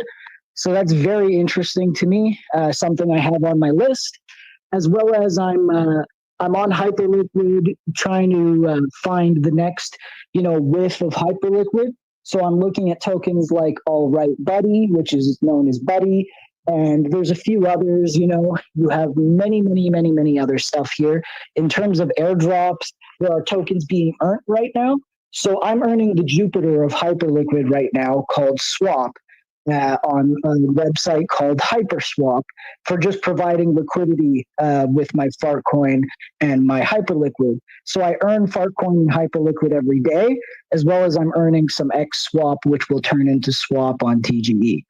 So there's a lot of interesting stuff like that. Like Kinetic is basically a free 12%. It's like an LST on Hyperliquid where you'll get an airdrop for holding it and utilizing it.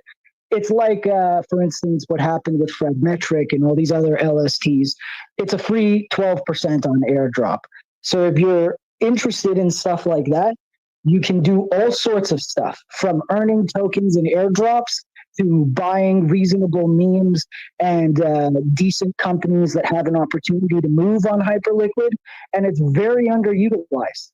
Not a lot of people are touching or talking about these tokens right now because all the volume's on Solana and Base at the moment. So if you're looking to get in on a ground floor on something that's kind of risky in a new ecosystem with new people and new things that could be possible, I think that the Hyperliquid ecosystem has a lot to offer. Loads of different tokens and stuff like, for instance, I know LICD sounds hilarious, but the point is that it's a viable opportunity in a company that could reasonably make a lot of money if Hype system actually, if Hype season actually gets taking off, right? So something to consider between incredible airdrops and stuff you can earn to tokens you could straight up buy. And since they're on Hyperliquid, most of them are listed with leverage on Hyperliquid. So you can trade them spot, you can trade them leverage, you can, provide liquidity, you can earn airdrop by utilizing them. There's hundreds and hundreds of things you can do. So I think that the Hyperliquid ecosystem in general would be my last pick, with LICD being the specific one that I have my eye on. LICD, best ticker I think in all of crypto. Fucking awesome. Smokey, good shit, dude. Legend shit. Guys, here's Smokey. I got up on the screen. Smokey, Solana. You guys, he knows his shit. He's one of those dudes. I can call you Trencher, right? That's not like a bad thing. It's a great thing actually. Trencher, fucking a guy who lives and breathes it. So there's Smokey. Give him a follow. Great shit. Luna, come up for a minute. Yeah, come up for a minute and show your shit. And then I'm going to talk some aliens. Smokey, hop over on the X side. I mean, sorry, not Smokey. Luna, get on the X side. Come up here. Show your shit real quick. He's got the best alpha right now. Let's see. So, Luna's got some calls here sometimes. Well, often. Let's see. Let's see what Luna's got for us. Hang on. Here we go, Luna. Right there. Right there. Come on, buddy. I can't wait what it is.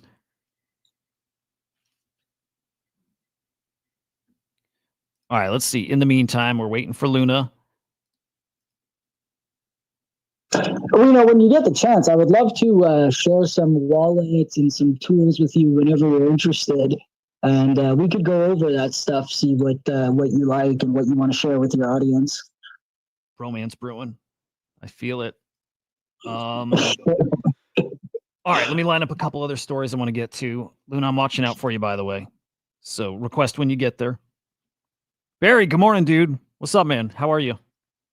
What's good? What's happening? Are we on the verge of a generational jobs crisis? The 3-month average youth unemployment rate jumped to 17% in July, the highest since 2020. Interesting. By the way, this is such a great account. The Kobayashi letter. Fucking excellent. All right, give me a minute, guys. I'm going to clear up some tabs here. I do want to run back through NFTs. Smokey, I'm going to drop you down, and I got room for Luna for just a minute, Luna. Dude, Smokey, thank you. I appreciate you like always, dude. Yeah, an absolute pleasure. And if you ever want to chat more about getting any tools or anything else under your belt, or you want any other info or wallet lists, hit me up in the DMs. I'd be more than glad to go over it with you. Dude, you rock. You fucking rock, Smokey. We'll catch you soon, buddy. Yep. Thanks, dude. Peace. Okay, and I think we got Luna here. Luna, crypto bomb, yes. I think. Well, I think that's our Luna. I think. Let's see. Crypto bomb, Luna, same guy, same person. Hello. Yo. Crypto bomb, you're Luna. Hey, how you guys doing? Luna, yeah. Hey, what's up? What's up? What's good, man? Hey, what's up, man? I watch you guys all the time. I don't ever talk. Yeah. Are hello? you Luna? Yeah. Okay, cool shit. No, you're Yes. always here, dude. You're awesome. Yeah. What do you got for Hey, us? what's up? You got some alpha? Hey, so I got something very exciting. Let's hear it. Yeah. So, yeah. Oh, dude, I think there's some echoing going on. Do you have the hold on. stream up like separate, the video thing? Yeah, I do. Yeah, I'm on my phone. I never do this on my phone. Yeah. No, one of those things you get used to. You got to just do. There's so much juggling when you get on these things. Here, we'll give you a minute here. I wonder what it is. It's going to be in Solana, right? It's got to be on Solana. Just assuming. Boy, you've got to one day get Luna and Smokey. Dude, just chopping it up here live. Just guys who play this thing different, right? Like just different, like real deal in the trenches and know that shit. I think he dropped just getting his stuff sorted. He'll be back. Okay. In the meantime, I wonder what it is. Luna usually gets very, very early stuff, and he's like very, very degen stuff. So I'm curious. Maybe get a little spendy. Hey, fuck! I got a little money today. I don't know if I don't know how spendy I'm gonna get, but I got it. If it's spicy, we might do it. All right, he's back. All right, cool. Hello. Welcome back, Hello? man. Yo, yeah. So exactly what you just said. So there's this DEX. There's this DEX called Lighter. Okay. And me telling you this is bringing down my bottom line because it's diluting my airdrop. Where it's very early, it's going to be almost as big as Hyper. Right now on OTC markets, they're selling Lighter for one point is $8. Okay, and it's projected to be anywhere from $20 to $40 a point right now. Oh shit! What So 35 points. Lighter, like a regular lighter you smoke with. Got it. Lighter. Yeah. Lighter _ XYZ. Yeah, exactly. Yeah. Okay. So this is early. This is like early hyper days. Okay. So this is an insane opportunity. I'd be farming the points, and I think we should start like a little Discord on Lighter together to try to like see how to farm points together, like the best way. Okay, Smokey's saying it's hard to earn points on Lighter, but it doesn't cost fees. Hence why it's hard The to earn fees are points. so low. on futures on Lighter that I've noticed. It's so awesome. Like you can the max is 50x like hyper, but you literally can make money on 50x. The fees are pretty low. Interesting. So yeah, dude, this is spicy because again, like I missed Hyperliquid because I'm retarded. Most people missed it, but at least dude, I was literally the one. I was literally in at 2023 in Hyper. I was one of the first people in it. Oh fuck! Did you get airdrop? Yeah. I literally missed the Genesis agreement. I didn't sign it, and I missed it. I literally missed like 100 grand. Dude, there's so many sad stories about that Hyperliquid drop because man, did they make some like I wanted to kill myself. Like I don't blame you, dude. It's fucking crazy. Yeah, bro, I was in it before my mentor. I was in Hyper before my mentor, before Brown Gent. I found it before Brown Gent in 2023. Dude, fucking awesome. Yeah, that was wild. Dude, I hope somebody can recreate that magic. Maybe Lighter, and maybe it's like to a lesser degree. Whatever. I appreciate you putting this on the radar, though. Let me drop it in the chat here. Yeah, dude. Like I have 35 points. I've been farming it for like 2 weeks. How do you farm? You just like trade on there. Yeah. Gotcha. Yeah. Okay. There's different alpha. Like the other week, Brown Gent told me you get extra points if you get liquidated. So he puts like $5 or $10 on a sub account just to get liquidated. So there's like tricks and stuff. Dude, like, funny. I don't know. Okay. People got so many names. I think I've thought at points that you were Brown Gent. I didn't realize like your buddies or something. That's cool. Oh yeah. Okay. Yeah. I've been messing with like he's so good. I've been in his group for like since 2022, dude. Wow. Yeah, he's fucking rad. Again, I thought for a minute, I thought you were him or he was you or whatever. But yeah, good shit. Dude, this looks interesting. When's so that's basically it. That's basically it. I'm not sure, but we're super early, and like you guys should definitely get on it. This is my biggest alpha right now.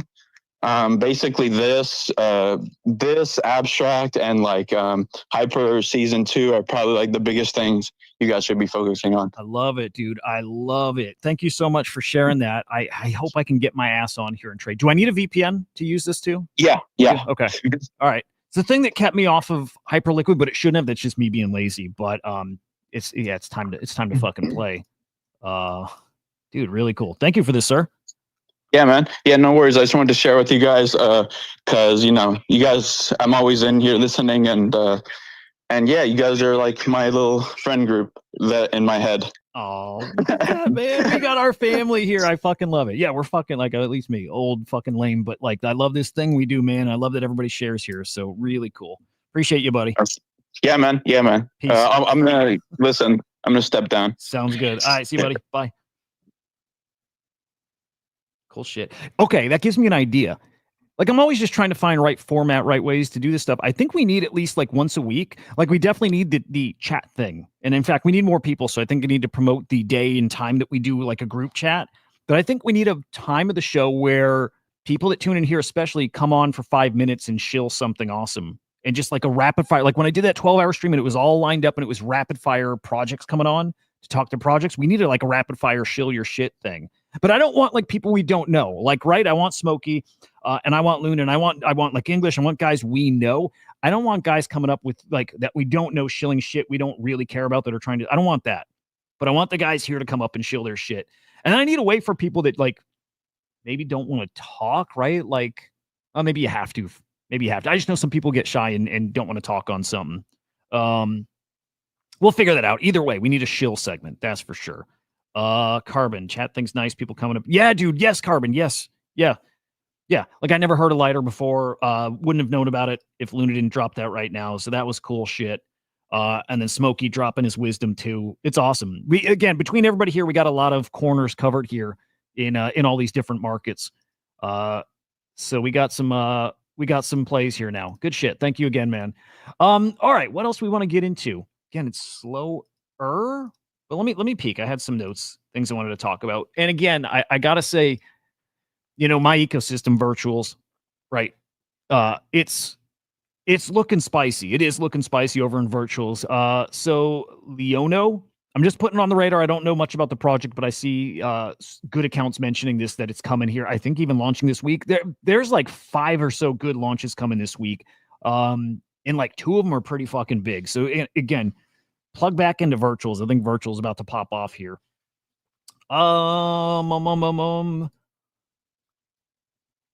Random shit. Random shit. All right. 92% chance we get rate cuts in September. All right, question then, boys. Priced in already? Or starts to get priced in here over the next couple weeks? What do we think? Actually, especially CJ. Hang on, I think CJ's on the Spaces side. CJ, can you do a thumbs up if you think it's priced in already? Real curious about this. Real curious. I'm going to guess priced in, but also I think we fucking send still, so I just don't know. Oh, dude, Luna's saying we should be farming Infinix, who just like made an enemy out of the whole fucking the whole fucking space here. Calling the yappers terrorists, which is incredible. Okay, CJ thinks it's priced in, which would make tons of sense because everybody's been expecting rate cuts, and we didn't get them in July. Then you assume it's August or September. When we don't get them in August, right? Then it's got to priced in. So what sends us still is what? It's, I don't know, people still trading around like the typical bull cycle. It's also Clarity Act. It's also things from the Genius Act being implemented, right? Priced in. Did I hear about play? I don't know. Are we at the point now, at least for me, we're at the point now where there's so many new things, so many tickers, it's all a big blur, right? I feel like that's, yeah, I think so. I don't know if I knew play. Big airdrop. Yeah, dude, Infinix again. They were crushing in mind share, and like maybe probably still are. Actually, how? I have not peeked at Cato in forever. I got to see how many yaps I'm up to, which is I've never had much. I 100. Let me see, dude. I haven't looked at this in so. Oh well, okay. To be fair, I think I logged in on like Friday for the first time just to look at the virtuals leaderboard, and somehow I don't tweet much, right? Somehow I'm in the top 20 in the past 7 days. That's not like, you can't brag about that. It's been fucking dead in virtuals, but am I even logged in? Yeah, let me see what kind of yaps I'm looking at now. Hey, okay. Not bad. That's like double where I thought I was. 442 is not bad considering I don't try. Still know I should try. But not bad. Not bad. I'm assuming they're going to have another airdrop. I probably should be buying the Cato token and staking it to like max all that shit out. Probably won't. Let's see. What's getting blurry, dude? What's getting blurry, Carbon?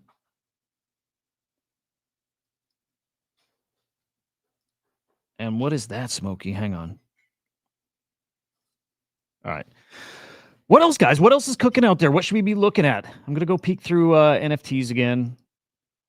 I feel like I did have another story or two put aside. Still watching for that fuckhead Gary Cartledge this week. English, I don't know if you saw this yesterday, if you're still here, but this artist Gary Cartledge is saying he's gonna dox Xcopy this week, which is bullshit. Super bullshit. All right, Smokey, did you DM it to me? Let me see. Smokey. Here, let me peek at Discord. Yeah, I don't see it, man. If you put it in chat, I think it got zapped, and I can't click on links from chat. It doesn't let me. Yeah, it doesn't let me click that stuff. By the way, appreciate that retweet, dude. Thank you, man. And John and Luna and Choina, you guys are awesome. I missed somebody too. Alien Cat Rider too. You guys rock. All right, we can go look at this. There's the Smokey link. Thank you, man. Play airdrop. There we go. Oh, dude, Carbon, all the new tickers. It's tickers, new hashtag. It's that's what they say. All right, the play airdrop's almost here. It could be huge. Assuming it's a Solana thing. XP is the core of the play Solana ecosystem. Cool. Dude, I'm such a fucking asshole. I can't be bothered with this stuff. I can't. I have like no part of me wants to farm anything. It's so stupid, right? It's the same thing where we're spoiled to like, a 2x. Like if you're going to go and put some serious time into a 2x for a coin, I don't know. I'm that guy now who just won't do it. And I should. I should be, right? I'm not sitting here rolling in money. I should be doing that. But I hear a 2x. I'm like, like 10x sounds good. 20x, 100. Like it's stupid. It's fucking silly. But It is what it is, man. I can't be bothered to farm this shit, and it's so dumb. Maybe lighter though. Lighter's different. Lighter's different because I do want to learn. I do want to get into leverage trading. I do. Everybody else got that fantasy, like you know how dangerous it is. You always hear about people getting wrecked, and you're always thinking, like, nah, I'll be the lucky one, maybe. By the way,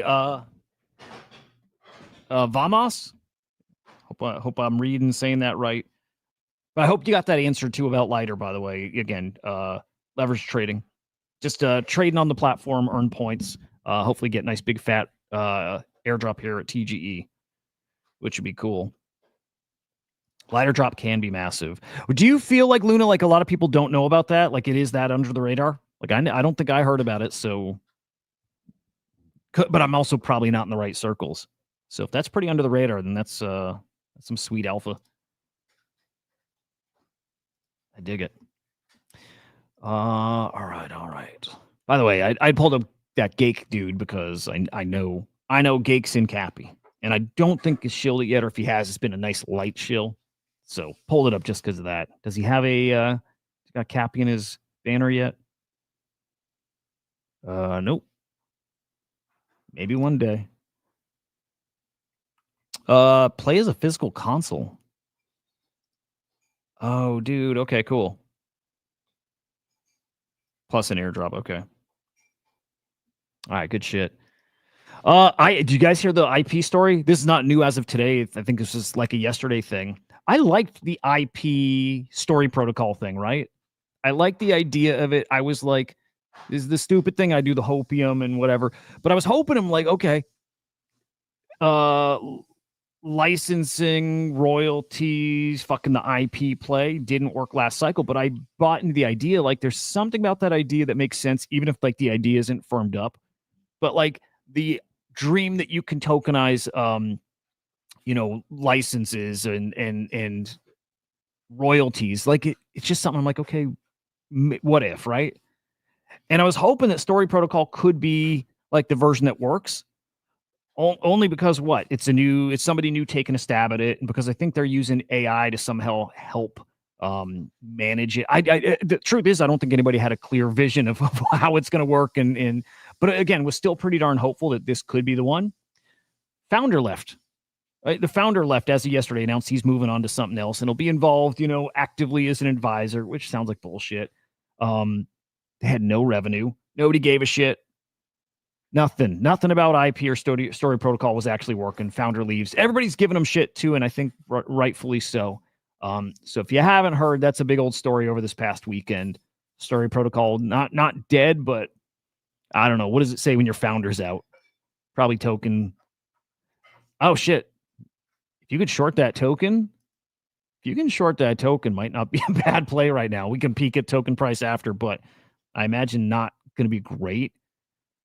That said, to Whale's point, most people are actually up. Like I got an airdrop of IP just from Cato. That's actually I think the only airdrop I got from Cato. Just one day heard I had an IP drop, and it was like what, 600, 500, 600, 700 bucks. It was not nothing.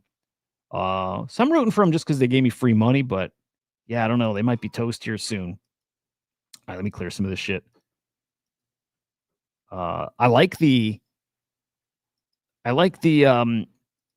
Heaven DEX like interface for whatever reason. I don't know. There's something about it I like. Simple. All right, let's kill some of this. Actually, I'm gonna have to write about this tomorrow a little bit. Fuck. Monday's newsletter date. Fucking. Is that Heaven DEX? Yeah. Here, let's keep that. I'm telling you though, dudes, I use Grok to now. Like, I don't even have to bookmark these anymore. I can literally go to Grok and say, "Hey, what are the? Tell me about." And I actually did it last night.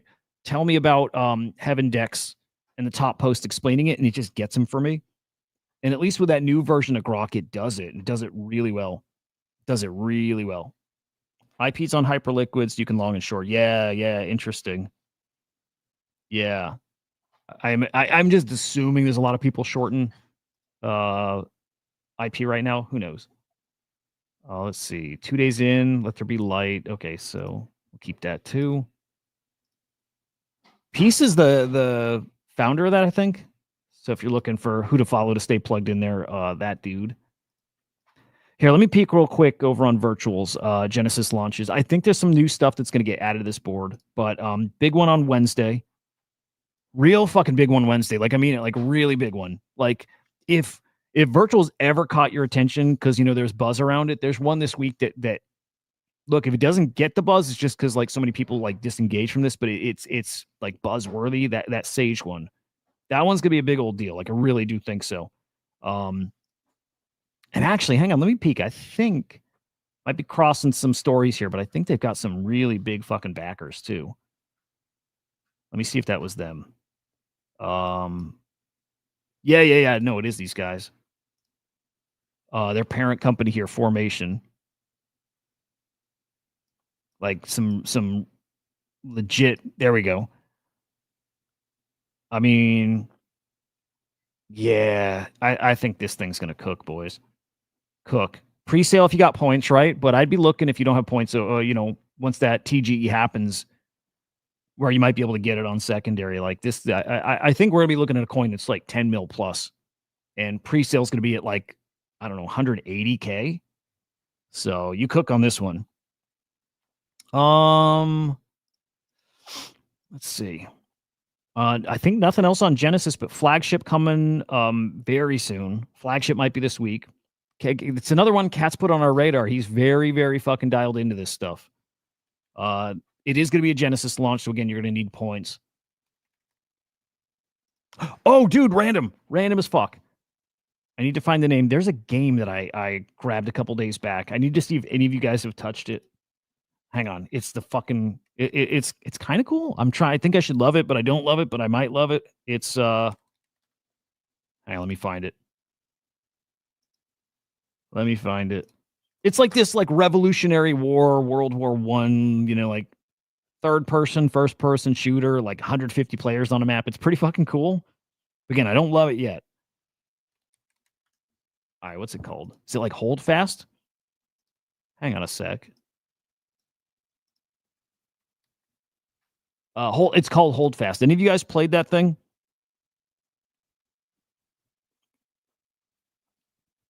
Luna, what do you think if we all pitch in for a nice NFT, get a loan against it, and split the loan?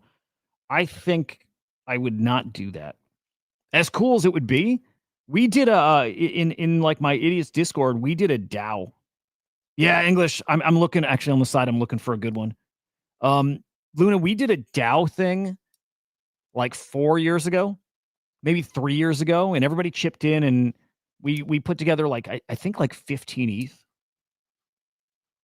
Oh, dude, Dropking. Yeah, check that game out. It's pretty cool. We pitched in. I think we brought 15 ETH together, and it was a nightmare to manage, and a nightmare to keep updated, keep it updated, nightmare to manage, nightmare for voting, nightmare to buy shit, nightmare after the fact. Where like one of the trickiest parts was like when we went in, it was like there was look, there's a multi-sig wallet, right? But also, like, part of it was a conversation like, guys, this is going to be tricky to manage. You know, everybody who puts in here needs to go in assuming everything's lost. It's not a trust thing. It's just, it's hard to manage. We're going all in.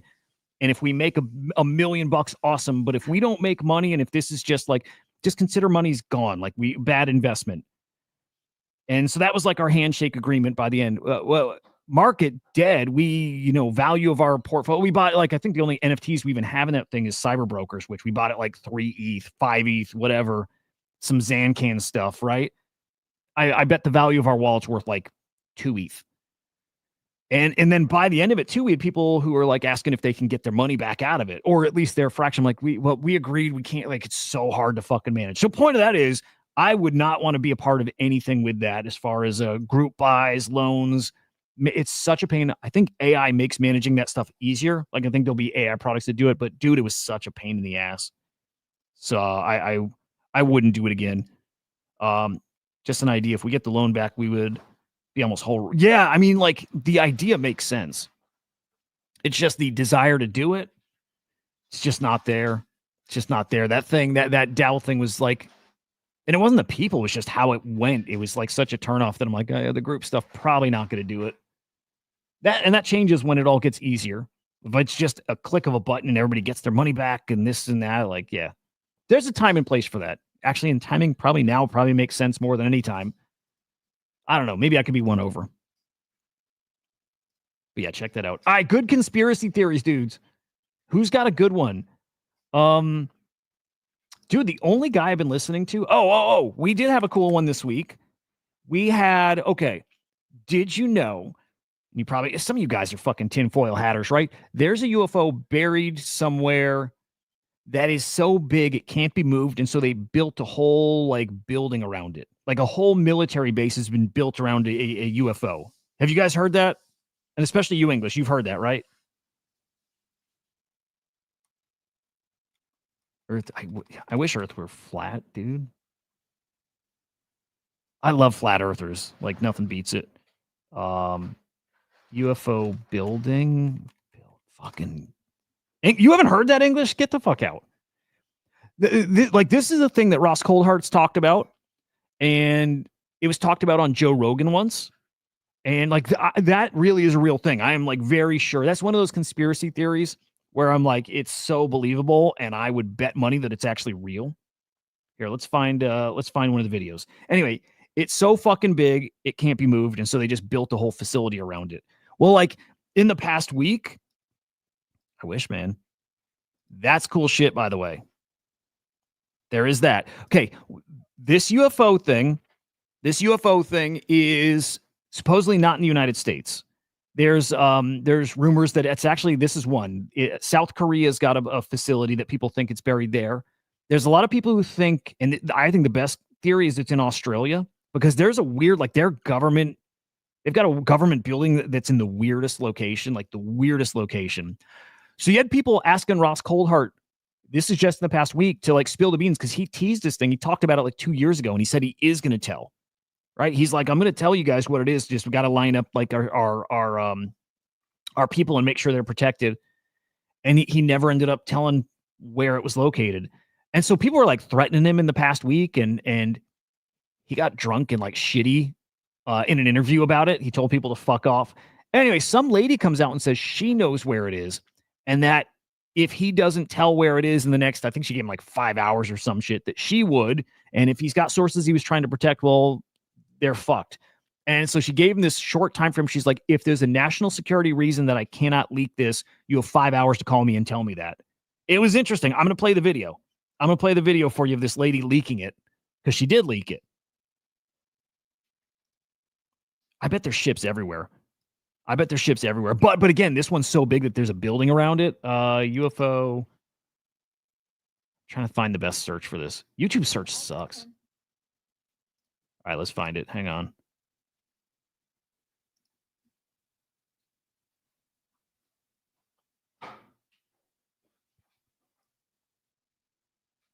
UAP under building. Yeah, it's something like this. Well, okay, here's the original video of him, actually. So we'll play this one.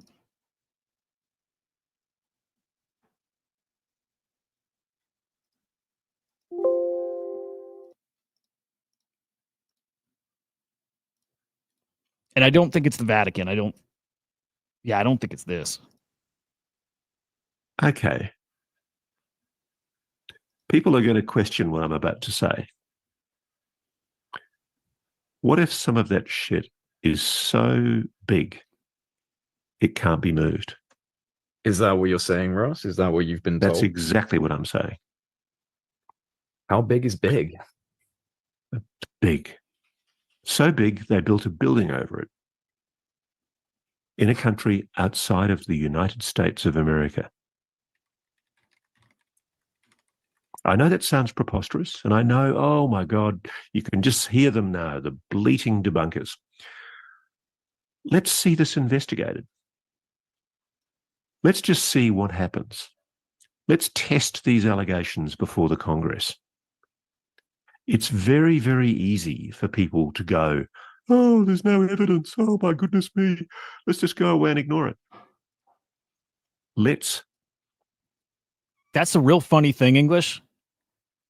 That's a real funny thing, dude, because I think about that a lot.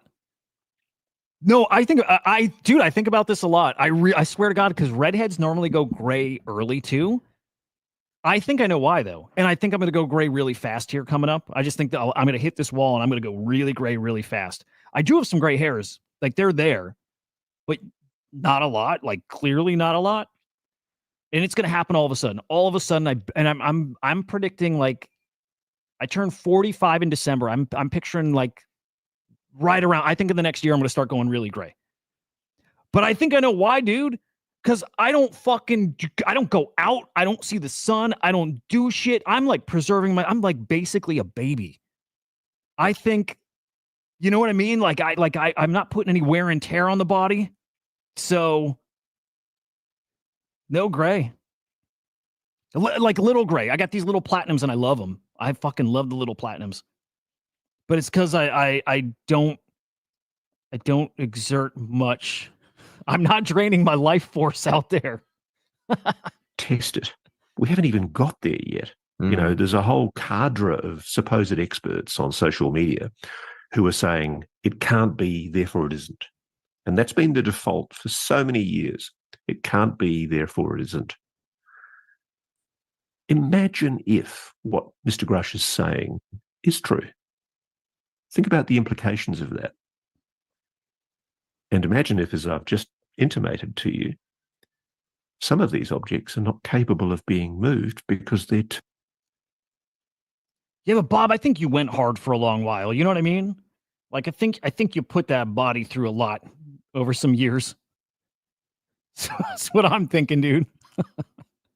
I had my era too, but I don't know. No, you're right. You're right. The gray's coming though. I'm fucking sure of it. I'm like it's funny though. I've been thinking about that a lot lately. Like I just do. And I'm like, it's gonna happen, and it's gonna happen real fucking fast when it starts happening. too bloody big. I mean, that's pretty astonishing. Have you said that before? No, you're the first. See, I always save something for you, Jay. Always save me a little something.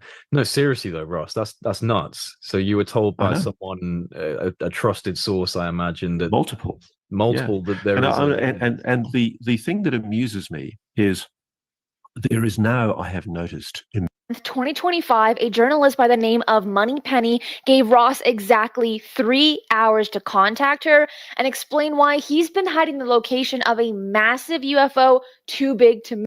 You got to treat yourself like a baby lamb, like a veal. You know what I mean? Like, don't move much. Protect yourself. Don't go out. Yeah, don't go out in the sun. You know, like everybody's doing all this anti-aging stuff. You just need to get like a casket and just like lay in it.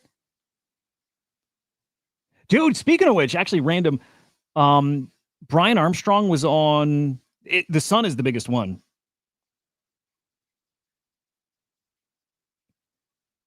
Feel life, yeah. Blue light glasses. That's not a bad idea, man. I was here, dude. I stared. This is the last cycle. I fucking looked at my computer so much. I literally, when I got away from my desk, I was cross-eyed. I couldn't fucking see straight. Like, I couldn't see. Okay, so Brian Armstrong was on the Sean Ryan show like 2 weeks ago, and he was talking about like the anti-aging stuff that's coming. Dude, guys, if we make it, and this is Brian Armstrong saying it, and you know, like this is starting to become the like narrative out there. If you can survive the next 10 years, you're probably going to live another 100 years, which is kind of cool. I think it's kind of cool. So if you can stay healthy for 10 years, we're going to have all this medicine and tech and whatever that keeps us alive for a long time. And it's going to like reverse aging, which will be, I think, pretty fucking cool.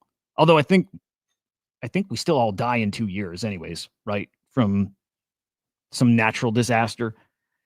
But it was interesting hearing how he talked about it. He's like, you know, we were thinking about preventing diseases the wrong way. It's like how to treat a disease, right? And he's like, instead, what if we learn to like repair your body so you never get the disease in the first place? And that's the kind of tech they've unlocked, and they have it now. They already have it. You know, you can tell. You know, how old is Jeff Bezos? Is he like 60?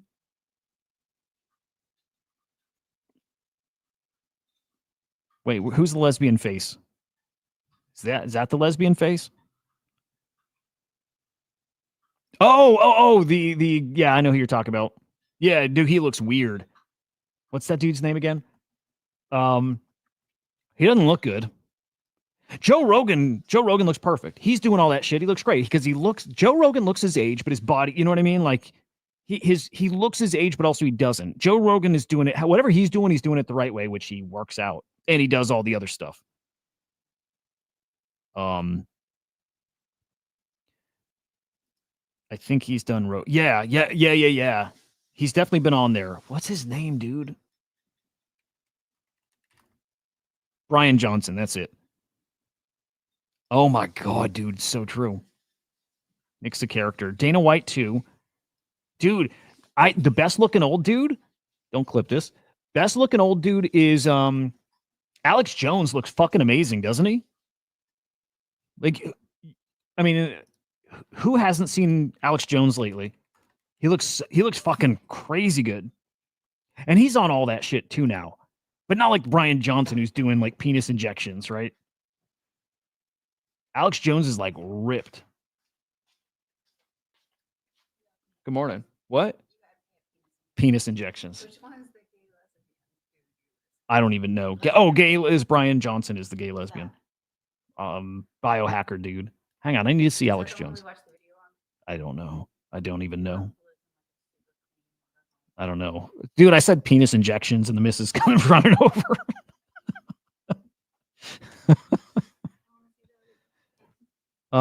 Who? Brian Johnson? You've seen him. He's like a celeb. Hang on. Brian Johnson. This dude. Oh, yeah. Yeah, he's wicked creepy. He's wicked creepy. Yeah. Yeah. Oh, is that what that is? Bob, the fucking Rogue. Yeah, because Rogan's got that fucking turkey tummy thing going on. But he looks like Joe looks his age, but he looks fucking great for his age. And then Alex Jones is heading down that path too. He's like ripped, looks really good. Fucking Amazon dude, Jeff Bezos, same thing. I almost bought some testosterone a couple weeks back. Dude, Joe Rogan looks like a fucking turkey.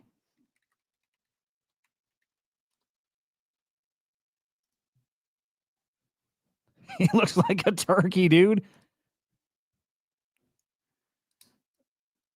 He looks like who said that? Theo Vaughn said that he looks like a turkey that's got like all tied up with the like the string when you stick it in the oven. It's awesome. Yeah, Zuck is fucking jacked.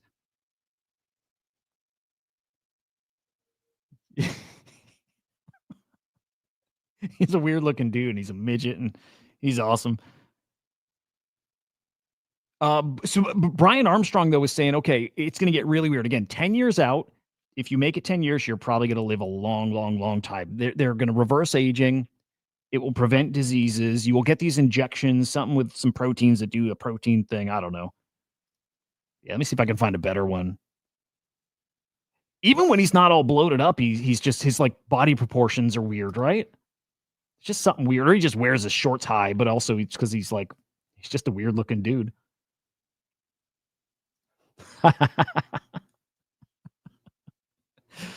Oh, dude. But yeah, Joe's on testosterone. Okay, he didn't look like that when he was younger. See? Well, kind of. Yeah, I know he did. I am going to get on testosterone. I'm just going to go find a local doctor. I was going to buy some shit online and jump through all these hurdles of like fucking make a wallet and buy some fucking crypto on a chain I don't have anything on. It was too much. I couldn't. So I'm going to go to a doctor and get some testosterone shots or whatever. Get jacked again. His midsection's bizarre, dude. I don't know if it's a proportion thing or what, but it's bizarre. Like weird looking. So like oh yeah, this video looks real weird. See all the ice in there? So it's me coming. I worked out and then I went, and they usually do this. Look at this chunk of ice. It's like his sides is like obliques or that is obliques, whatever. His like sides. I don't know if that's because he's so muscly all up in his sides, or if that's like where the only place he stores fat is right on like the sides of his like ribs and abs. It's weird looking though. Is that true? Carbon, is that true? English, can you confirm? Does legs day Is that what gets testosterone ripping? Drake's fake abs are hilarious. Yeah. Yeah. Dude's like got a layer of fat all over him, except his ribs are cut. Goofball. I'd like to know if that's true. If so, I won't work out anything except for my legs. So Brian Johnson, I thought this was super interesting and kind of weird. He's saying, okay, when we hit that point in 10 years and we all like get this medicine that does make us live longer, that's coming. I think we all know that's coming. Thank you, AI. He's like, you're going to see people. It's going to be really weird. People are going to look like vampires.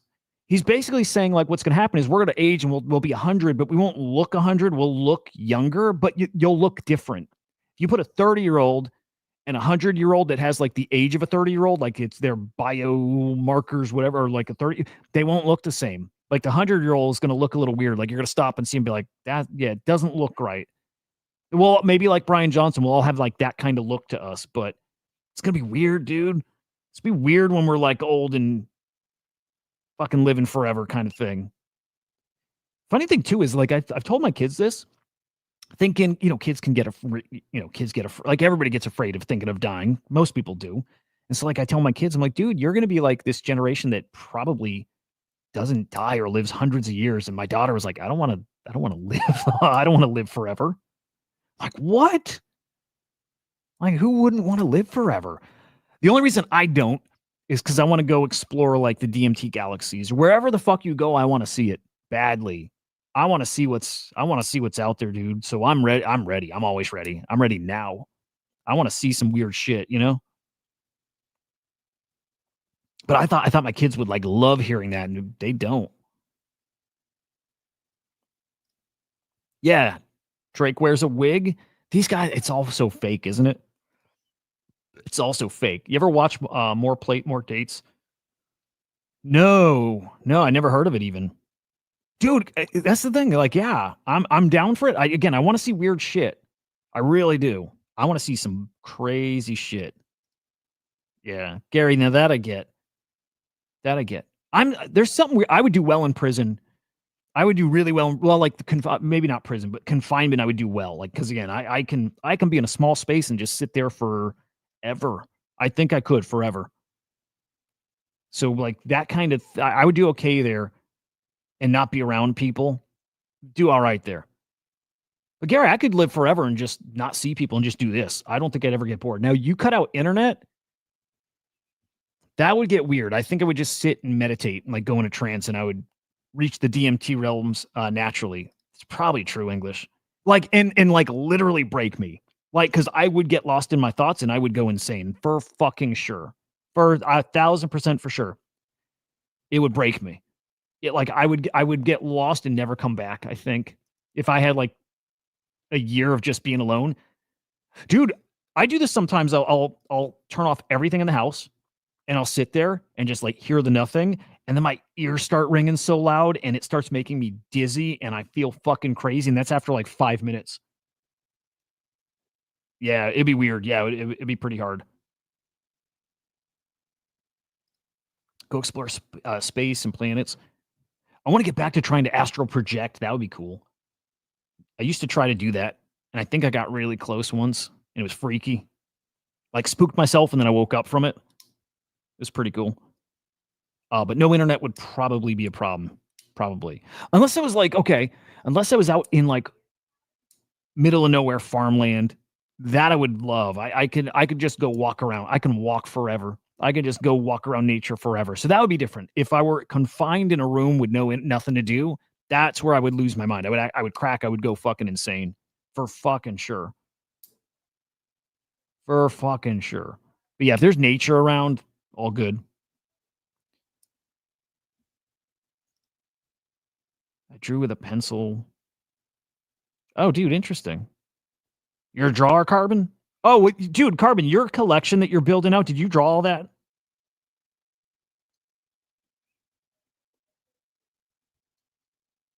English, is your dad watching still?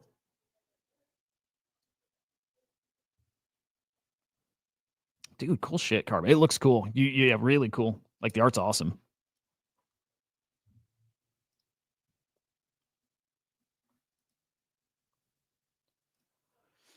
Okay, hang on. I want to show you where that UFO might be buried. If we even know, I don't think we know. There's okay. South Korea is the one rumored place. Australia was the other. Let me see if I can find this UFO buried in Australia. Dude, the evidence of this weird government building in Australia is pretty fascinating. I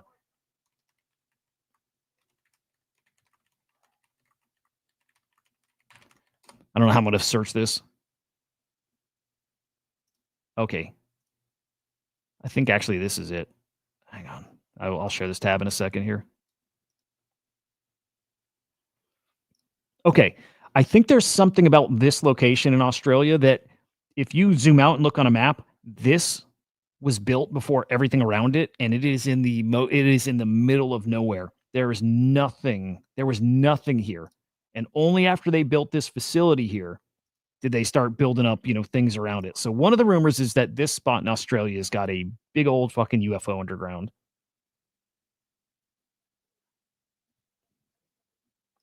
Oh, that's cool. Carbon,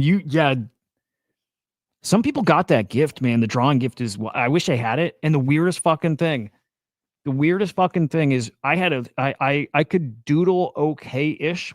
Okay, at best I could doodle okay. And there was like some days, actually, this is probably real, Carbon. Are there some days you can draw better than other days? Is that a thing? I bet you that's a thing. Just some days you're like so locked in, you can draw really well, like effortlessly, or you can like draw better than other days. I'm so curious if that's a thing, because if so, like I just have this weird experience with drawing.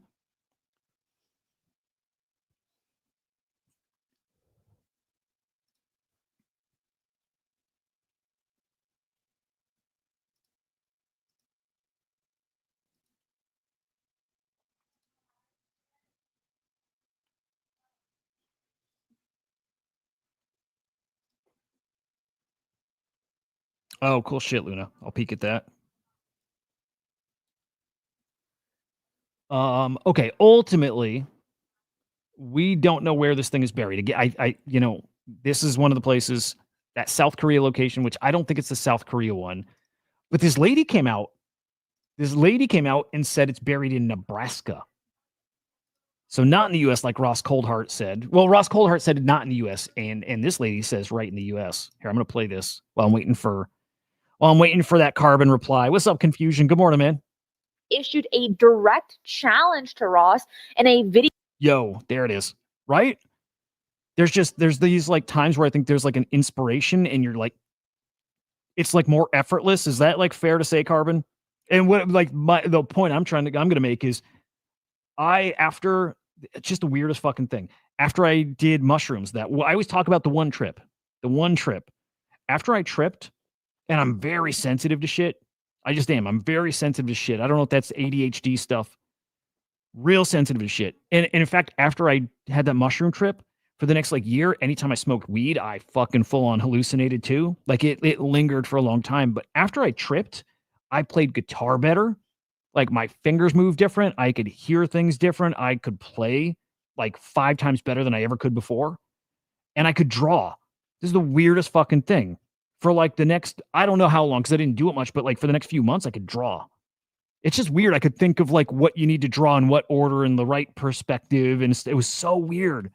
And I can't do it now. Like I've lost it. But for a few months after I tripped, I could draw. So weird. Mushrooms are the best, man. Video message that went viral across UFO communities.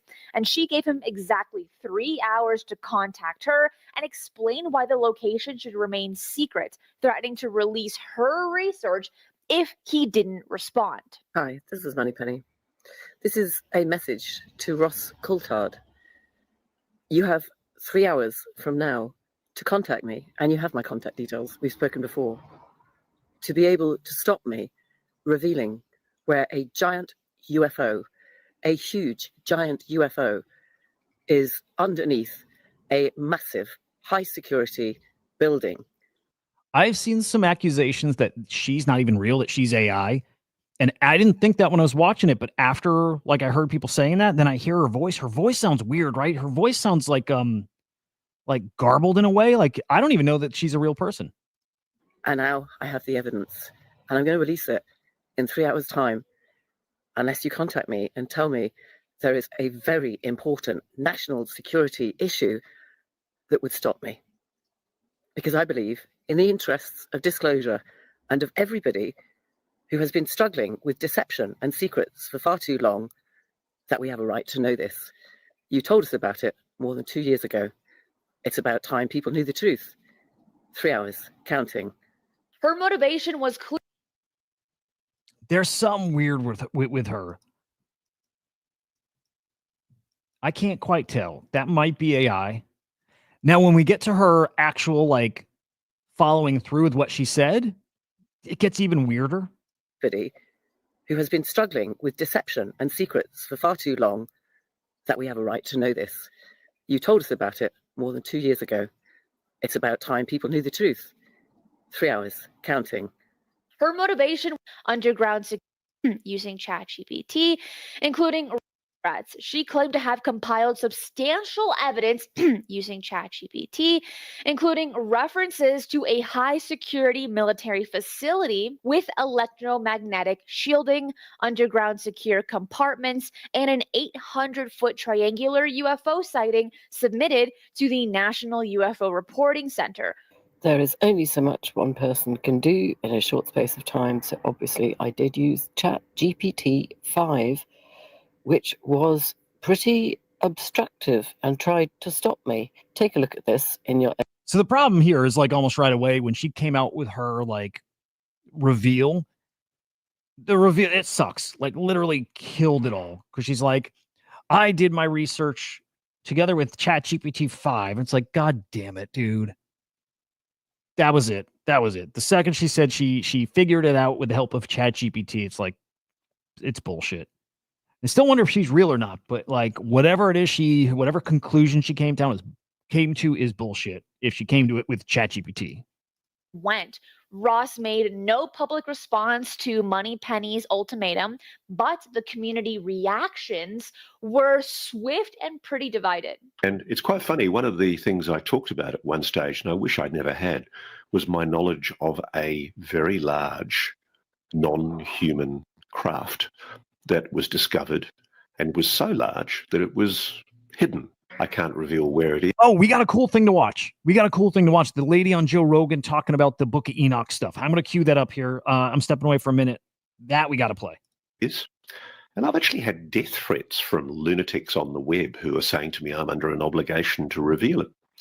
But what I know is if I revealed the location of that object, I would put the lives of good men and women in the service of their country in jeopardy, because it's a place that's being used for a dual purpose. It's quite clever what they've done. And I have no intention of revealing it. Absolutely none. According to Ross, Congress has received names, dates, places about these facilities for 2 to 3 years, but haven't acted. And he suggests they may have the power to investigate using search and seizure authority, similar to the Church Commission that investigated CIA crimes back in the 1970s. People in the UFO, UAP world seem to think this is entertainment. It's not entertainment. We're not under any obligation to tell you anything. Wait. Benny, what I missed that was interesting. Was there something real because I never heard this response, by the way. Was there something he said? But haven't done. And I have no intention of revealing it. Absolutely none. Clever what they've done.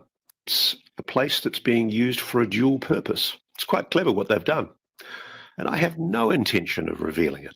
Absolutely none. According to Ross, that fucking sucks. Damn. I didn't realize that's where it ended up, that he's not going to reveal it. He's not the only one who's, like, talked about it, though, so maybe somebody else spills it, but that's fucking interesting. It makes sense that it's like some kind of military base now. Or government building. You know, if anything, that makes me start thinking it's back to that Parliament House in Australia, which is where he's from, right? If that matters. Australia government building, UFO. Let me see if I can find any info about that. And dude, there's like this weirdo info about this underwater like UFO base, which is cool shit too. There's so much cool shit. Congress has received names, dates, places Oh, Book of Enoch stuff. Yeah. about these facilities for 2 to 3 years, but haven't acted. And he suggests they may have the power to investigate using search and seizure authority, similar to the Church Commission that investigated CIA crimes back in the 1970s. People in the UFO, UAP world seem to think this is entertainment. It's not entertainment. We're not under any obligation to tell you anything. The bottom line is we'll report what we find when we're ready to do it and when the sources are ready to speak. And that might take a while, but I'm all about protecting sources and making sure they feel comfortable about coming forward. Multiple sources have spoken about this. Since action. All right, I guess we're not going to learn, which is a bummer. Okay, this episode of Joe Rogan with Representative Anna Paulina Luna. Yeah. She's like I don't know, some fucking task force, UFO task force thing. She's seen stuff in these skiffs. She's seen shit. She's heard shit. This is a really interesting episode. Just sucks they're not going to tell us anything. That dude, Carbon, exactly that. That's supposed to be that underwater base. It's not far off the coast of California. Yep, exactly. It's pretty interesting. It's like not a natural looking structure, right? I like that. But she's the one. She's a Christian, and Christians go right to the UFO stuff being angels, demons stuff, which I actually buy. And I don't know if that's because I grew up Christian, and so that stuff, like, I still think all that stuff's real to some degree. Not the way the Bible says it, but like that those stories are based on something else. So I buy the Bible UFO stuff. And that's kind of what she's saying.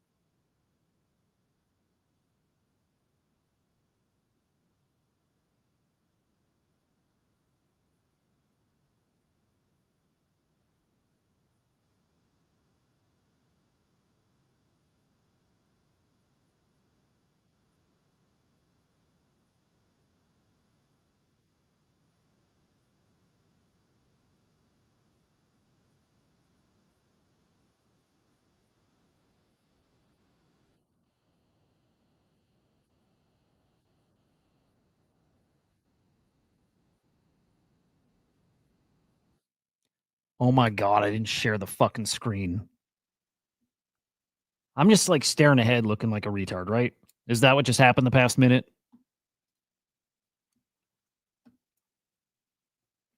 Unreal.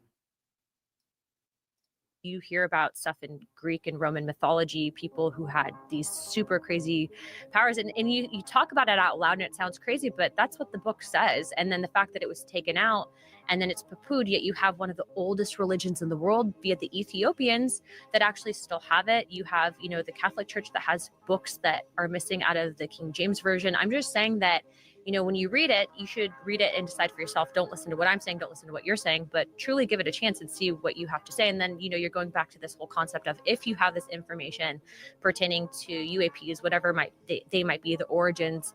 I mean, if you have a understanding of what Enoch was talking about, kind of makes sense.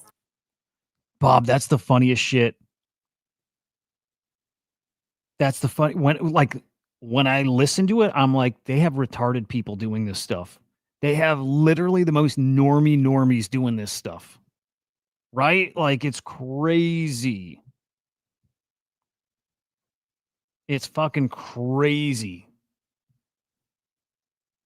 Imagine a world in which if Enoch was left in the Bible and people were like, Carbon, like, that shit's fascinating. Yeah. And that it's some like powerful piece of like, it's like really like UFO technology. And it's like it's like radiated too. And like people who are around it, like it says in the Bible, like die, but it's like this energy thing. And like, even if you go to like, what's that Jesus like shroud thing, right? Where like, there's like his face is burned into that shroud. You start trying to tie that into like UFO, UAP stuff, and that he's some kind of like alien, or there's some kind of like weird radio. Like, there's just weird shit. I buy it. Like I don't buy it as in I'm like certain that's what this stuff is, but I'm like, a big part of me is like, yeah, I wouldn't doubt it if that were all true. Wait, what happened? Like, explain the nuttiness of the Book of Enoch to people. Well, it's okay. So if you read it, it talks about the fall of angels, thus creating really the precursor of civilization that led to the first flood. I think that when you even go into potentially the technology that was given to mankind by these angels, it talks about the hidden beliefs and theories in astronomy, etc., metalworkings, all of it.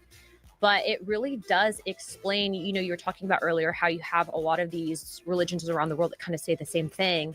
This is kind of the OG text that leads to those stories that we're hearing from many religions around the world, to talk about angels mixing with mankind and then seeding a super essentially race of humans that essentially were responsible for basically damning mankind to the flood. So like, I want to read the Book of Enoch now. Never have. I really want to read it now. And like, that's the rabbit hole I want to go down, is Book of Enoch. Because like growing up, and I don't remember when that became a thing. Was that part of the like Dead Sea Scrolls? Was that when Book of Enoch became a thing? Is that growing up very Christian? I remember when these other books of the Bible came out, and we were just told that those aren't real. Like those were written after the fact, and they're not real. But I want to read that like badly. And yeah, that Shroud of Turin is super interesting. Again, if you start thinking Jesus may be alien and, back from the dead and some kind of like weird technology thing that brings him back, or what, again, there's something interesting there. It's a chapel carved into the ground, like a building in the ground there or something. Yeah, I need to read this. Yeah, I like he did do that a lot. Yeah, like Bob's saying, he pushed back on her a lot. He did a lot of like, yeah, but it's like, you're not really saying anything here. And what about he did push back. She didn't say anything. She did a lot of just like, yeah, she didn't say anything new.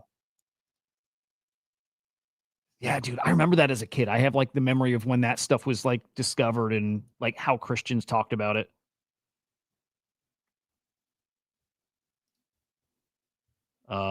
Yeah. Yeah. Dude, he's a big time net positive. Big time. Big fucking time. By the way, Cappy's down to 3.5, and I'm watching because this is kind of what I was hoping to be a little liquid for, is if it pulls back, and especially if this gets down to like, I mean, shit. 4 days ago, we were under 2. I definitely will be ready for if and when that happens. If and when. I don't know. How you guys feeling about this week coming up? Oh, shit. Carbon. Yeah. Okay, that's what I wanted to hear. Yeah, I need to watch that. Actually, hopefully tonight start Aliens. That'd be sweet. Yeah, how are you guys feeling about this week? Do we have predictions for market, up, down, whatever this week? I think we have... Let me see if we have any, like, significant dates. We have... Oh. FOMC meeting minutes on Wednesday. But that's... Could we get a rate cut this month, or are we already past that? Unemployment is Thursday. So that's something, especially after like the fuckery with the job stuff last month. So that could be interesting. So FOMC.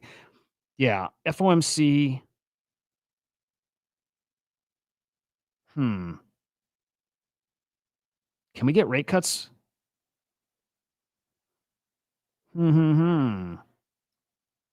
Yeah, I don't know with this week then. Zelensky and Trump. Right, that would be the real market mover, is the Russia shit. But if rate cuts are possible, I know nobody's...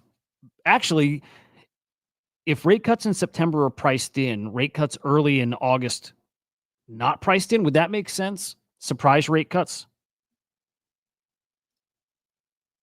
Dropking this week, is that possible?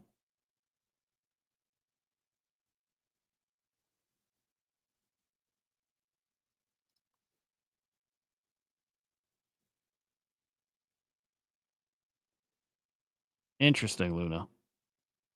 Next, okay, that's what. Okay, so it's different. The meeting notes are released separately from the FOMC meeting. Is that what it is, Christian?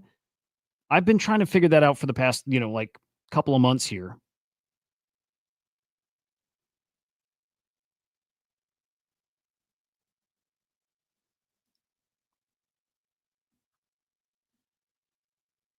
Luna playing a different game here. Book of Enoch predates Proverbs, Psalms, and Job. Yeah, I got to read it, dude. English, you've read it? Book of Enoch? I really do need to. Maybe they got it on audiobook. That'd be cool.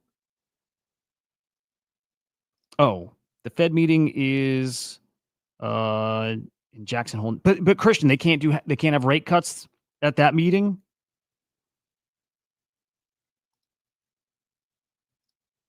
And like, but they can do like emergency cuts at any point, like kind of besides the point, right? But they can do an emergency cut whenever they want, right? Not that that's happening here, absolutely not. But that's a thing.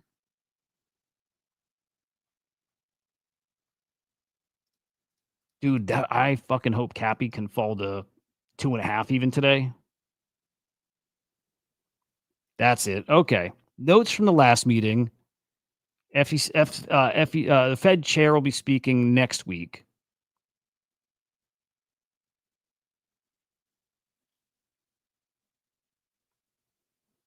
Let me peek Luna.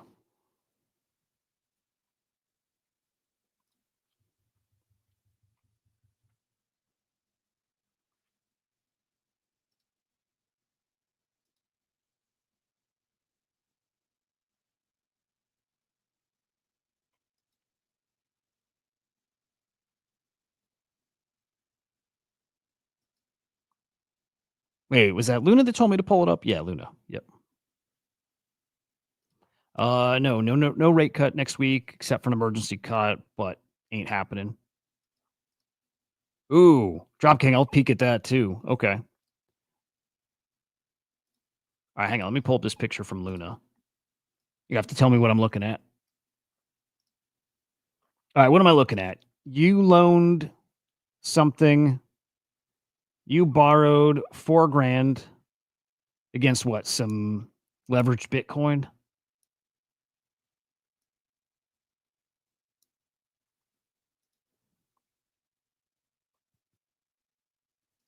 Hang on, let me write this down. Amon Hillman.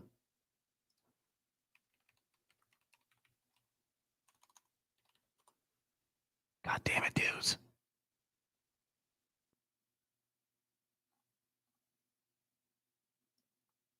Oh, you lent out $800. Interesting.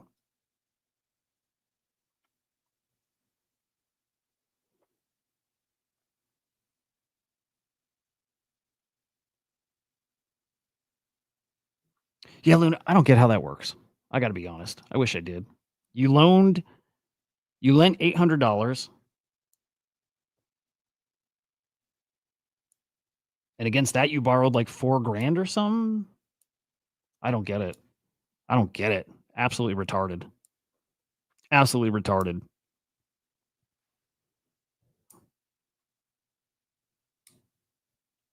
Well, that's pretty cool. I definitely need to know how to do that.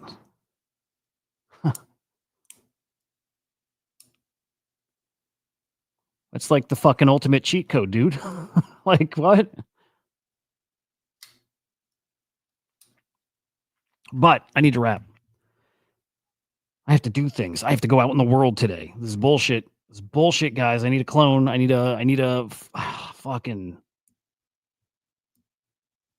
whatever. I love my girls. We do this for the kiddos. They're fucking awesome. You have a bigger cheat code? What the fuck? What's the bigger cheat code? That's a big cheat code. $800 turned into 4,000 is a big cheat code.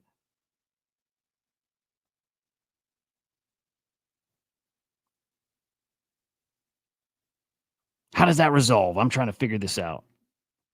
I will figure it out. I'm gonna ping you, Luna. I need to know. I need to know. All right, I'm gonna boogie. We got coming up this week, I think only one guest booked right now. Which is Ring Fence coming on the show on Tuesday. I think we'll have more guests locked in at some point. Next week, I've got locked in virtuals. I got fucking virtuals coming on the show next week, which is gonna be fucking awesome. That doesn't happen much. I don't think I've seen them on hardly anything. So virtuals next week. I think like next Thursday. Should be spicy. Should be spicy. Can't wait. All right, guys, enjoy your Sunday. Awesome to hang with you guys. You know I fucking love it. You guys are awesome. Appreciate you.